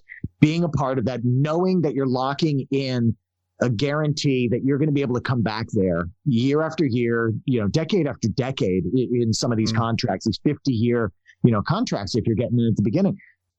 That's peace of mind, I think. And that lets you know that you're taking advantage of life to its fullest, and that you don't care who knows that you're willing to be happy and that you're willing to share and be bigger than yourself. The person that says to you, you mean you want to go to Disney World every single year? Why don't you want to go somewhere else? But the thing that Disney has delivered on at Disney World especially is the change and the upkeep and the adding of attractions. It's just phenomenal.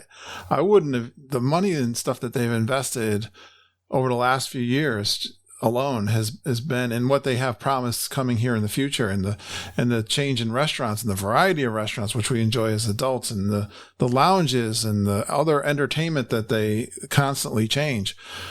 I don't know that there's nobody that does it like that anywhere in the world, right, Glenn? So no. And, and you could be cynical and say, well, they're looking to make money. Sure. On a restaurant, they might be looking to make money, but on a ride that you're already paying to come there and go, to Magic Kingdom and ride their 47 rides that they already have. They don't need to invest in Tron. They could say, you save your money and you go to Shanghai, but they didn't. They said, we're going to bring this here. Or you save your money and you go to Paris to ride Ratatouille. No, we're going to bring that here for you. Or something like the Skyliner, which is just a gift, and is something that not only is a much more efficient mode of transportation than the buses for so many of us at those resorts, but it's a ride itself. I was just talking to Jeremy Arduin on Facebook today about, his wife is maybe going, or I don't know if it was his wife, but, with a child, a wife and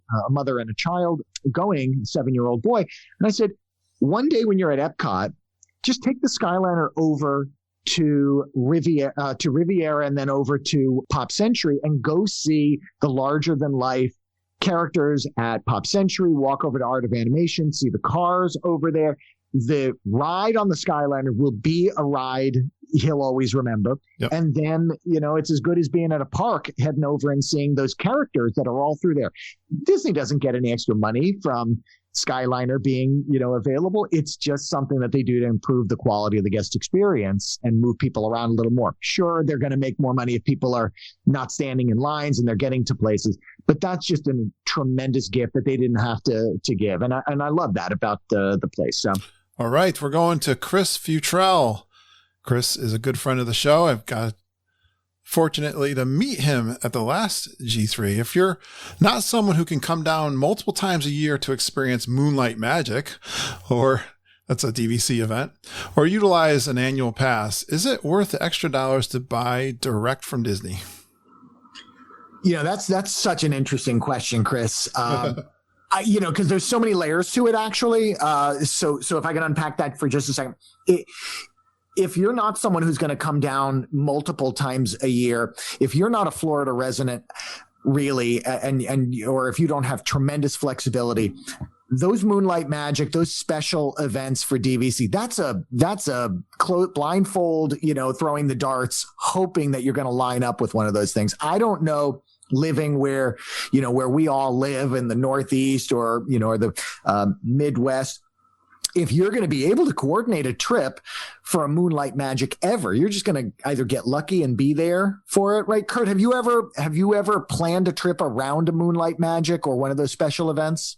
Or has it just kind of been there-ish?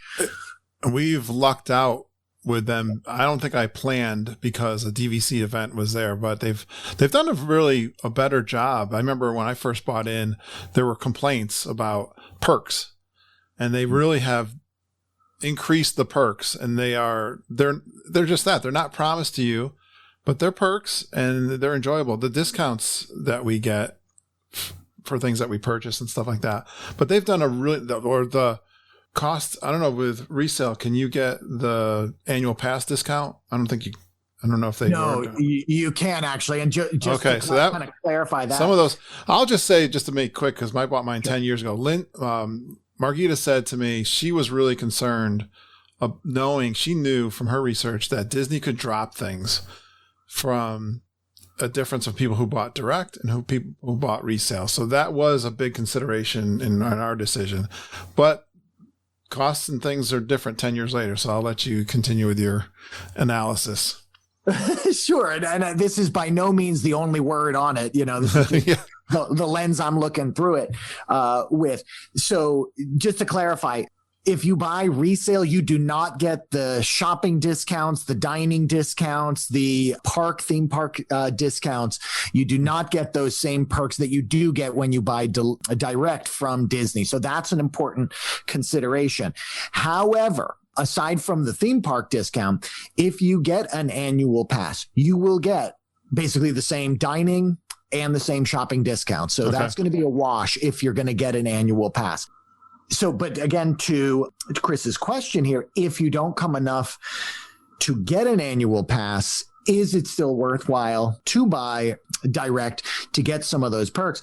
It's really going to come down to, Chris, I think, how often are you planning on coming? If you're coming every 2 years, or you could really even come every 3 years if you banked and borrowed. I mean, that would take a little wrangling to space that out. But if you're letting an annual pass lapse, or you're just not getting annual passes, then it might be in your better interest to buy direct to get some of those discounts, because you might save enough. But you'd have to buy a lot of stuff in those trips, at that 10%. It's only about a 10% discount, right, Kurt? I think that's it. I thought it was 20, but sometimes I get confused which one's the DVC and which one's the annual pass. But right. So yeah. Anyway, 10 to 20% nominally. 20%. I got 20% on my DVC actually when I was down there in February. Excellent. And I think it changes. It's nice. It's a nice discount. Season to season. Yeah, I know they're helping out DVC right now too. So anyway, that's a lot of Mickey bars and and shirts and stuff and and things that you'd want to be buying to make up for the difference in the direct versus the resale cost. I would just crunch the numbers, and I'll kind of go through how I do it in a minute. And this is a formula that you can maybe employ and see if it works out for you, see if it makes sense for you. But, as I've looked at it, with either the plan to hold on to it for the duration of the contract or to sell it back in 10 years, I don't see the financial savings there buying direct versus resale. It's important to maybe point out some of the other differences are when you buy direct, you can use your points on the Disney Cruise Line. You can use it for an Adventures by Disney trip. If you're not familiar with that, trips that Disney runs, with trained professionals who have that kind of Disney magic in them. But they're tours all around the world. They're not necessarily tethered to a resort or even a city or country where there is a Disney park. Both of those end up not being, as I understand, a very good use of your points. You're able to use points for the cruise and you're able to use points to pay for the Adventures by Disney, but you don't really get the same savings that you get vis-a-vis rack rate at the parks on the resorts.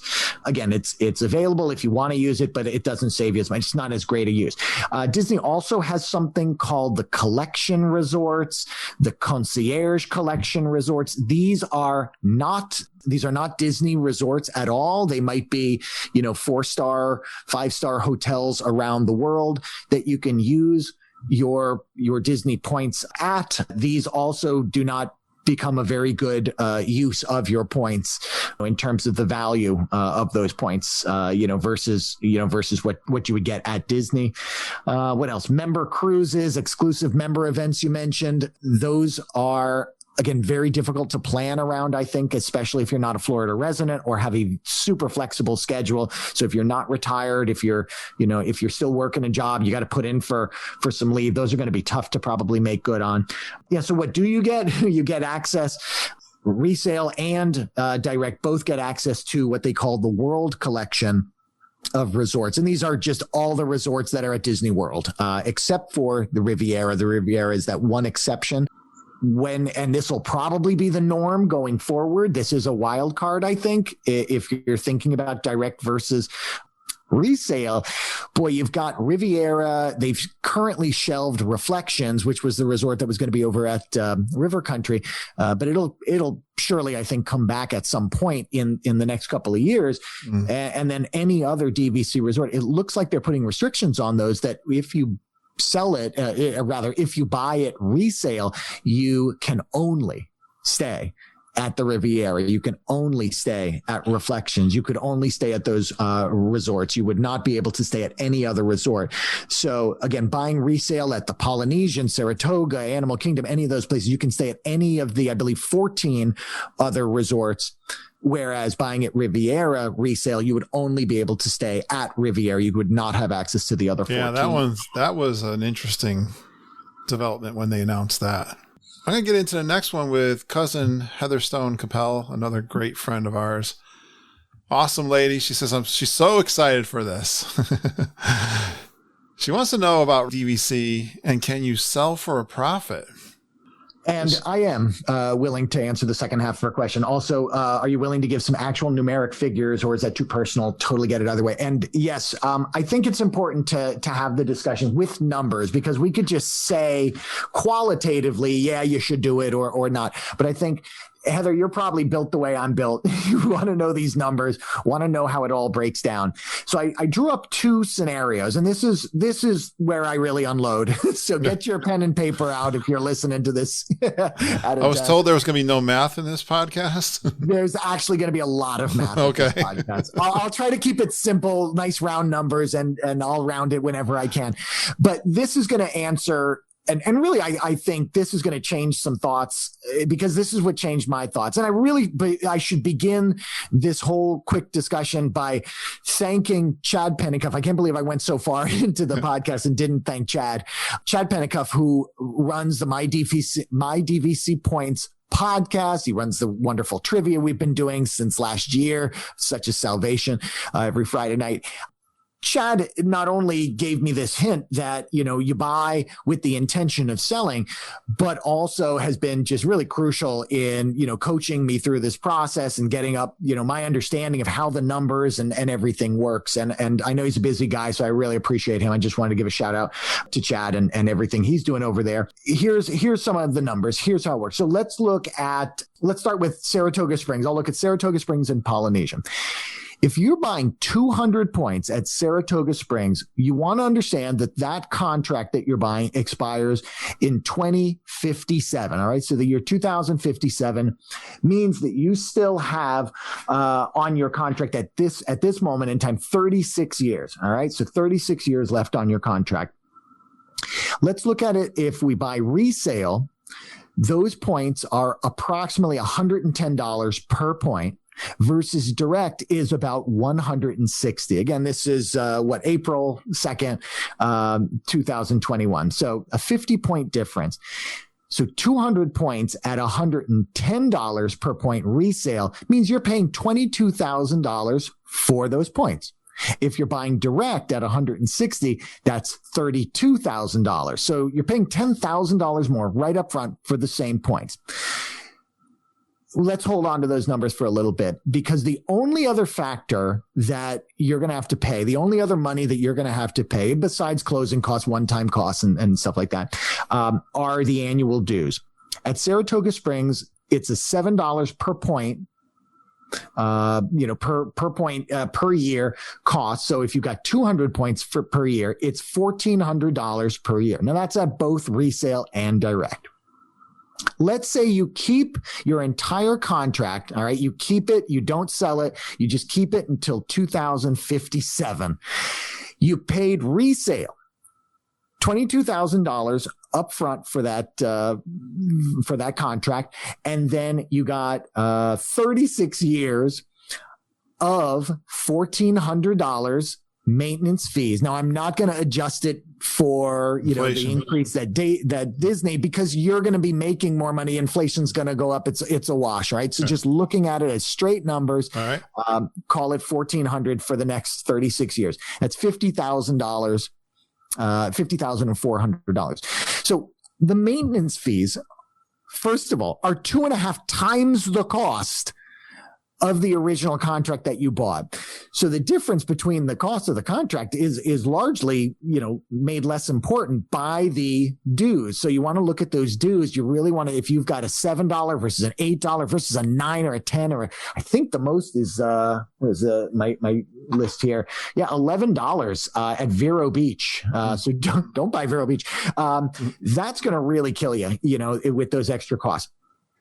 So grand total buying resale, you will have paid $72,000 for 36 years. Just divide that and it comes out to almost exactly $2,000 a year. Now that includes the original contract and all your maintenance fees. What can you get for 200 points? Like I said, you can get a week in a Polynesian studio. You can go every other year and get a 2-bedroom or 2 of those. That would be $4,000 per trip you'd be spending. So $2,000 what you're paying. Compare that to the direct, where you paid $32,000 initial, $50,000 for those dues. It's $82,000 total, divide by 36 years. It's $2,300 per year. You paid $300 more per year for 36 years to have that direct. Are you, Chris Futrell, going to save $300, which means you'd have to spend $3,000 if you're getting a 10% discount on food and merchandise and stuff like that? Again, that might actually work out for you. That's if you hold the contract for the entire duration of the deal. But check this out. If you plan on selling after 10 years, this is my plan. This is what I've come to. And I think this is what I think a lot of people are kind of coming to.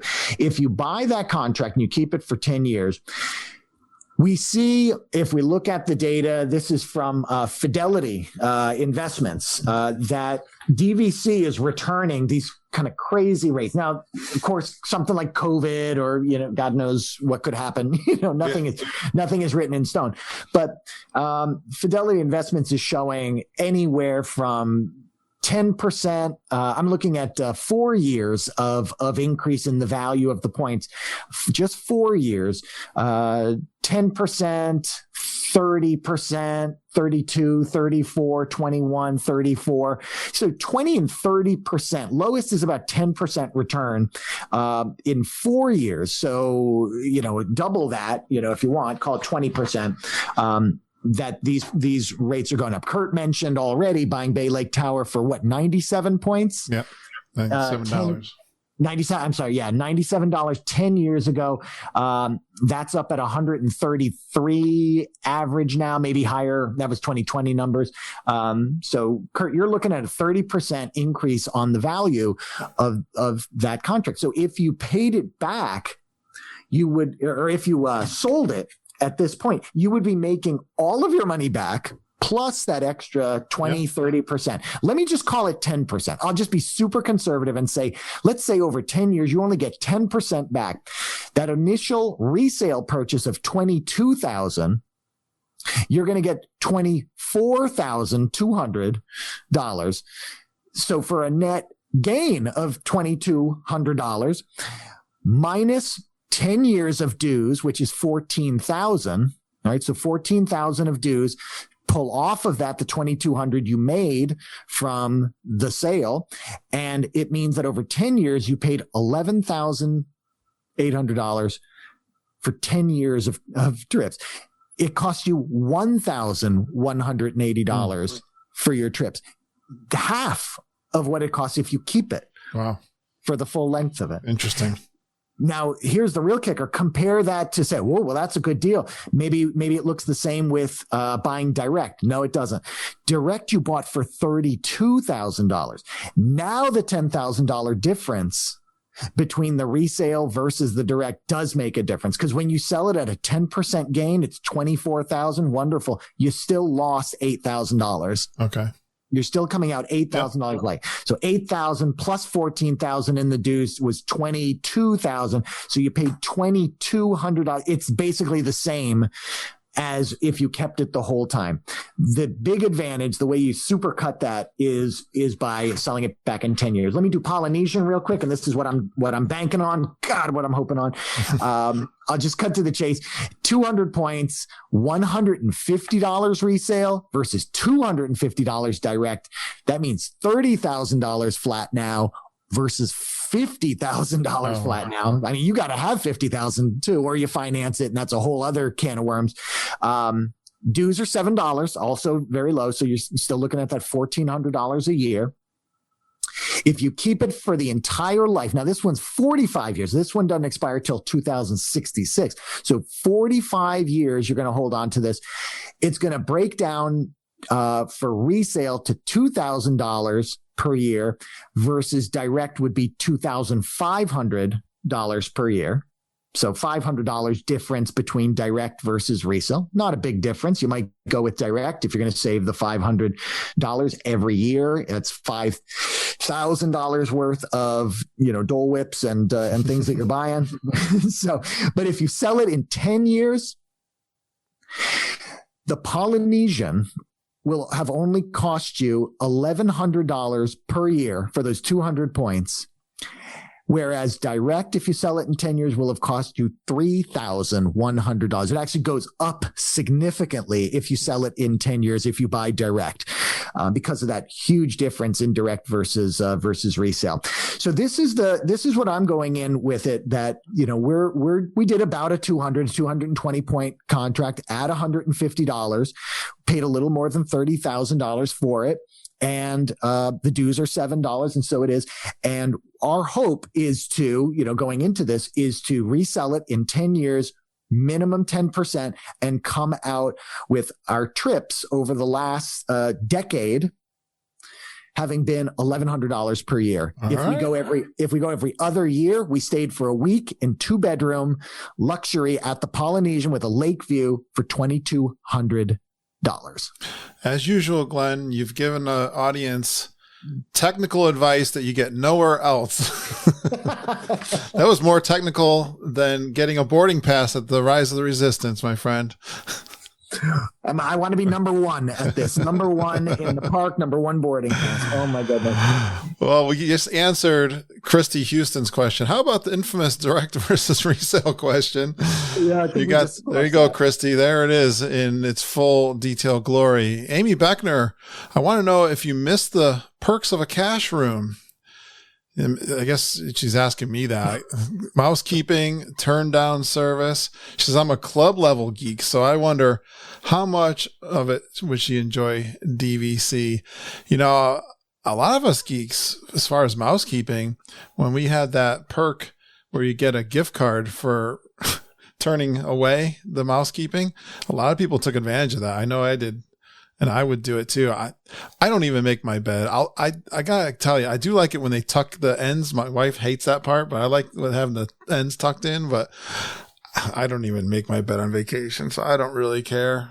But you know, I'm kind of I don't know. I don't want to say a slob, but that's for your own personal situation. But I don't see it to be a problem. We have not noticed it as a problem.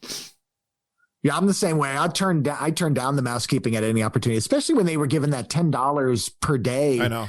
That was nice. Extra bonus. That was wonderful. It was Pandora beads, I think, for my wife. All right. And the other thing for Amy is, like, right now, especially, like, club level is on hiatus. Maybe it comes back. Maybe it looks different after the pandemic. I mean, there's a lot of unknowns now, of course, with the pandemic. Like, will buffets ever come back? Will self-serve, food ever come back? Will they leave food out at the DVC lounge, the club level lounges? I don't know. I don't know that we know that. And you say, well, the pandemic's almost over. We're getting our shots, but maybe we have to get shots every year. Maybe this isn't something that fully goes away for some time. That would be a consideration, that you'd have to kind of, roll the dice on, I think, a little bit. If you were, depending on making a purchase of this length or not, you'd really have to guess at it. So I don't know that I would make that a factor, for myself. But yeah, you're staying at deluxe resorts, and I think that's a huge kind of perk of the deluxe resorts, that you are going to have access to better food and better options like that. So if you want to take advantage of that club level stuff and it's gone, for the short term, that really does make the DVC probably even a little sweeter, I would think. I'm okay with mousekeeping or staff not walking into my room when I don't want them there too. Andy Hoffman, do you think, I guess this is like the last question because we already answered Joshua. Mm-hmm. Andy Hoffman says, do you think, he's always got great questions, do you think this will change the way you do your trip planning, Glenn? I'm sure it will, Andy. Now it's very much about hitting that mark, right? This is the big thing. When you have those points that use them or lose them, you're going to use them. You're going to get there and you're going to make those trips. Also knowing exactly what the number is that we're trying to hit will be a game that we get to play every year. What season will we go? What length of stay? What resort? It's all quite variable, but we purchased with the intention of going every 2 years, a 2-bedroom or those, two studios at the Polynesian linked. And that was purchased, with the intention of going in summer or, sometime when the kids are off school. And yeah, that's going to very much, kind of dictate how we do it. Now, that said, I'm not going to Disney only every 2 years, Andy. I'm going to be going more frequently than that. And I'm not talking about add-on-itis, which I understand is real. Let me get my first contract and then I'll talk to you about it. Kurt, you've resisted add-on-itis for some time. Yeah. But, I'm still expecting fully to go to Pop Century, go to my new beloved Coronado Springs Tower, and still go on extra trips. They won't be done on DVC. They will be done, just normal and, either, going rack rate or if you have an annual pass. I think this is an important thing to think about too. If you're buying DVC, you're probably going to have an annual pass. You're probably going to want to go for some duration of time each year that makes it advantageous for you to have the annual pass, and that you would not only do your DVC trip, but being geeks, that you're going to supplement that with other trips. As we have. As you have. Yeah, exactly. I mean, you go 2-3 times a year. I mean, I feel like Travis should just really get a house, like rent one of the rooms somewhere on property and just have it be his room. Like we love going, we love being in the parks and in the magic. So breaks even. This is another story for another podcast, but it doesn't break even at 10 days. It breaks even at 10 days. An annual pass breaks even at 10 days if you're only looking at the cost of the ticket. But it really breaks even at much closer to about 8 days when you consider all of the savings that you can get off of your room, off of food, drink. If you buy Tables in Wonderland, which I bought this last time, a flat fee. They're currently not doing Tables in Wonderland. Hopefully that comes back when annual pass purchases come back, that you're saving a ton of money off of that you would be spending. And so that's all kind of hidden in there as well. I do want to throw one other thing out there that I nearly forgot in my breakdown. This comes from Jeff Kessler, the unsung Kessler, who I steal all of his best material and release on the podcast. And then Kurt forgets and the filet mignon. Exactly. The filet mignon. We had to fight for 6 episodes to get that back in Jeff's corner. So this one's Jeff's, which is brilliant. If you buy, because he just bought, I convinced him to buy 200 points at Polynesian as well a month after I did. So. Excellent. All right. If you rent, so this is something you can do. We talked about David's DVC earlier. You can rent your points if you're not going to use them, or as part of a strategy here. You can rent your points for about $14 per point. $14 per point. So if you own 200 points and you're renting, you own at Poly or at Saratoga Springs, remember you've got $7 per point that you're paying per year. That's $1,400. If you rent 100 of those points at $14, see what I'm doing here? Yeah. You paid for your maintenance costs. If you're planning on selling that property back in 10 years at a profit anyway, that's a wash and that's money back in your pocket. You basically get 100 points every year for free. And you're getting paid to do it with whatever the increased amount that 10%, 20%, 40% for some of those properties that you might be getting back on your initial investment. So you can actually get paid to stay at Disney. So I want to give that one to Jeff. That was amazing. Awesome. I didn't think of it in that way. I was thinking if I had a financial issue and I felt like I couldn't pay my maintenance fee, I could always rent my points and recover that. That was actually something I did think about. Yeah. I mean, if I lost my job. If you lost your job, if you had hard times, if you didn't, yeah. If you fell out of love with Disney, all right, let's call it. If you fell out of love with Disney, not only could you sell, you could wait, and wait till the market improves and sell the contract back at a definite profit, but you could be selling those points all along the way. If you sold all 200 points, you'd make $1,400 every year. You're talking about the things to do that I don't think that it's the trade-off on the cruises is that good with points either. When I looked at it, the value of doing a cruise, it might make better sense to rent your points out, get the money and go buy the cruise from us. Yeah, I've heard that too.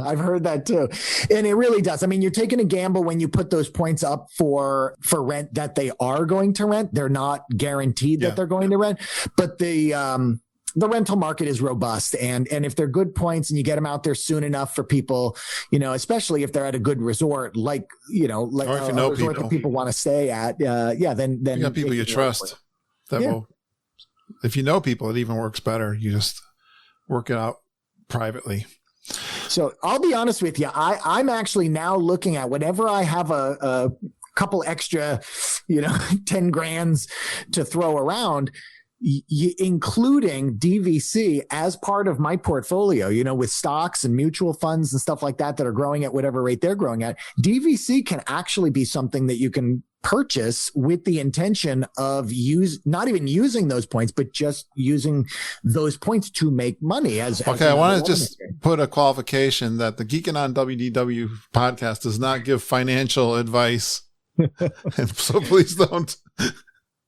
Indeed, yes, and I am not a financial, we are not anyway. Yeah, please just take this as like Brian Fellows, other information you take in, like just a guy who has a love and an enthusiasm for Disney and a love of the crunching those numbers.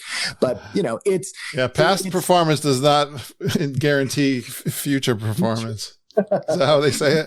Exactly. Yeah, but I mean, half the numbers I quoted tonight came from Disney sites, but half the numbers I quoted tonight came from Fidelity Investments, and so that kind of tells you it's on their radar. As far I never really researched any other program. What do you call these programs? Vacation clubs, but timeshares. Timeshares. Yeah, I never. Yeah. I see those commercials. Oh, you hate your timeshare and you got into this thing. And mom and I, when I think we were still dating. We weren't married yet. I remember we were in Atlantic City and we got, do you want a free camera? We had no idea. We were young, had no idea, and got into this timeshare. So glad we didn't buy the timeshare in that high pressure situation. Doesn't seem to me, again, past performance being what it is, Disney Vacation Club has been a pretty good, at least financially sound and paybacks. So. Yeah, and I would definitely say if you're thinking about making a purchase, do the research yourself. Don't listen just to what we're saying. Let what we're saying here wake you up to an internet of options and availability and research that you can do on your own. Yeah. And I'm happy to reach out to folks, if they need, or connect them with, smarter people than I on these topics. But, it's been a real wake up call, obviously 7 years in the making. I probably could have pulled the trigger earlier. But the real breakthrough was understanding the ability to kind of turn it over in 10 years. Again, you want to look at a property that's going to have a much longer contract. That'll still be a pretty looking contract in 10 years, if that is your plan. That was the game changer for me. And now I just can't wait to stay at the Polynesian. I just can't wait to enjoy these next 10 years while my kids are school age, before they head off to college, and just to make some amazing memories with them at some wonderful resorts in our happy place. We're going to enjoy sharing that. We'll have you come on and do trip reports, and I know you'll be sharing in our private Facebook group. And before we were talking about different resources, we got a good friend of ours, mutual friend from the podcast, is infamous in our community. Kevin Curtis Allen has reached out to me. We've been talking, and I've been consulting with him on how to do a podcast. We helped him get his equipment. A friend of mine, Joe Taylor from a Simple Joe podcast, which I promoted during G3. Love Joe. We've been on, I think he was just he mentioned your area in Maryland and their weather. So it made me think it must be Glen Kessler or Jeff Kessler. Somebody in the Kessler family may be listening to the podcast of Joe's. We have been giving some tutorials to Kevin Curtis Allen as he is preparing. He's become quite a expert on DVC. He's a Brit he's a British guy doing DVC, and I don't know if he's decided 100% on the name of his podcast, but he's telling me in about a month, in May, it's going to start up. We'll see if he's true to that, and he's connected with another bunch of podcasting networks, but we're going to have fun. I'm sure we'll be guests on that show, and you'll have another source of DVC information from our good friend Kevin Curtis Allen. I can't wait to hear that. Kevin is special. He's super funny, super smart. And yeah, he's been a wonderful shepherd as well through this process. Mandy Ray Malinowski, so many great experts that are out there in our community, and outstanding to hear that Kevin's going to be launching his own podcast. Now, the fun part, Kurt, is you've got to get a shirt of his and wear it to Tony Ann's event, and then wear one of Tony Ann's shirts to his event. I just can't wait to see all the bedlam that's going to emerge once he has shirts. I interviewed Kevin this morning at 8:00 my time. Of course, he's 5 hours ahead. And he wore a Geekin t-shirt and drank from his Geekin on WW wine glass. So he only teases me. But when he needs something, he's all geeked up. I tell you. That's probably it. That's funny. Well, all right. My DVC shirt on tonight too. I don't know if you saw that one. This is the shirt you guys gave me. That's the one I got for you down at the. I'm glad it fits you because I bought that down on the boardwalk. Absolutely, it fits like a glove. Loving it. Thank you, man. I always loved the DVC merchandise. Sometimes I don't like the designs. I like that one. There's been times when the merchandise didn't really appeal to me, but I've treasured those myself. So I thought that'd be fun to get for you. Awesome, love it. Thanks. All right, dude. Well, I love you, Glenn. I know, Kurt, and I love you too. So we'll stay in touch. All right. You put up with me for 7 years. I think most marriages don't even make it this long. So I think we're good. Honeymoon's over. I still love you. And I think we'll keep this going. What do you say? Another 7? All right. Well, they say if you can get through 7 episodes of your podcast, then you might survive to be a long-standing podcast. So I guess we've done that so far. I think you're good to go. All right, buddy. Have a great weekend here. We got an Easter weekend here. I'm going to spend some time with family. I hope you do too. And we'll be talking to you real soon. You as well. Take care, Kurt. Take care, geeks. Please stand clear of the doors. Por favor, manténganse alejado de las puertas. Definitely reach out to Glenn or myself if you'd like some more information on our experience with the Disney Vacation Club. If you ask, you'll gain great tips, and we might make a new friend like I made with Glenn over 7 years ago. But I got to tell you, it's going to be hard to beat Glenn as a super geek. He's pretty awesome in my book. Well, and an update on Kevin's DVC podcast. The name and his first episode is out. It's called A Brit's Guide to the Disney Vacation Club. Glenn and I and his brother Jeff, we recorded with Kevin a little while ago. I'm not sure that second episode. I'm not sure if it's going to be the second episode, but check that in your favorite podcast app, A Brit's Guide to the Disney Vacation Club, because Kevin did a lot of research. He's a DVC owner, and you can hear him talk about it every episode of Kevin Curtis Allen's podcast. And I got a bunch of good friends of the podcast, including Rob Madiri. That was a recording of an intro that he did with his kids about a year ago. I know I released that on the podcast, and it's great to bring those old ones back. I love hearing them. And even more, I'd love to hear some of your new intros. If you create one for us, it's easy. It's fun. Use your phone, create a little audio. I can suggest that you just tell us your name, where you're from, and a fun Disney World fact about yourself. And then you go geeking on Walt Disney World with Curtis and the whole Geekin family. Email those to me, kurt.stone@geekinonwdw.com if you want to reach out to us. Don't forget, the email is in your podcast app in our notes. We've got a couple of ways you can support us, and we get some great support. Glen Kessler was the one who started my Patreon support. If you go out to patreon.com and look for the Geekin on WDW podcast, you can pledge a monthly donation to our show. Thank you so much, Glenn, for being a big catalyst, the catalyst. I remember, it was over a year ago that he started really reaching out to people and say, hey, I think it'd be great if you donated to this podcast. If you really love the community and the content we support, and we got our Grand Geek Gathering coming up next year, 2022 in February, but I really appreciate your Patreon support. We got 61 supporters out there now. I like to put out some inner circle episodes. I call them extra podcasts.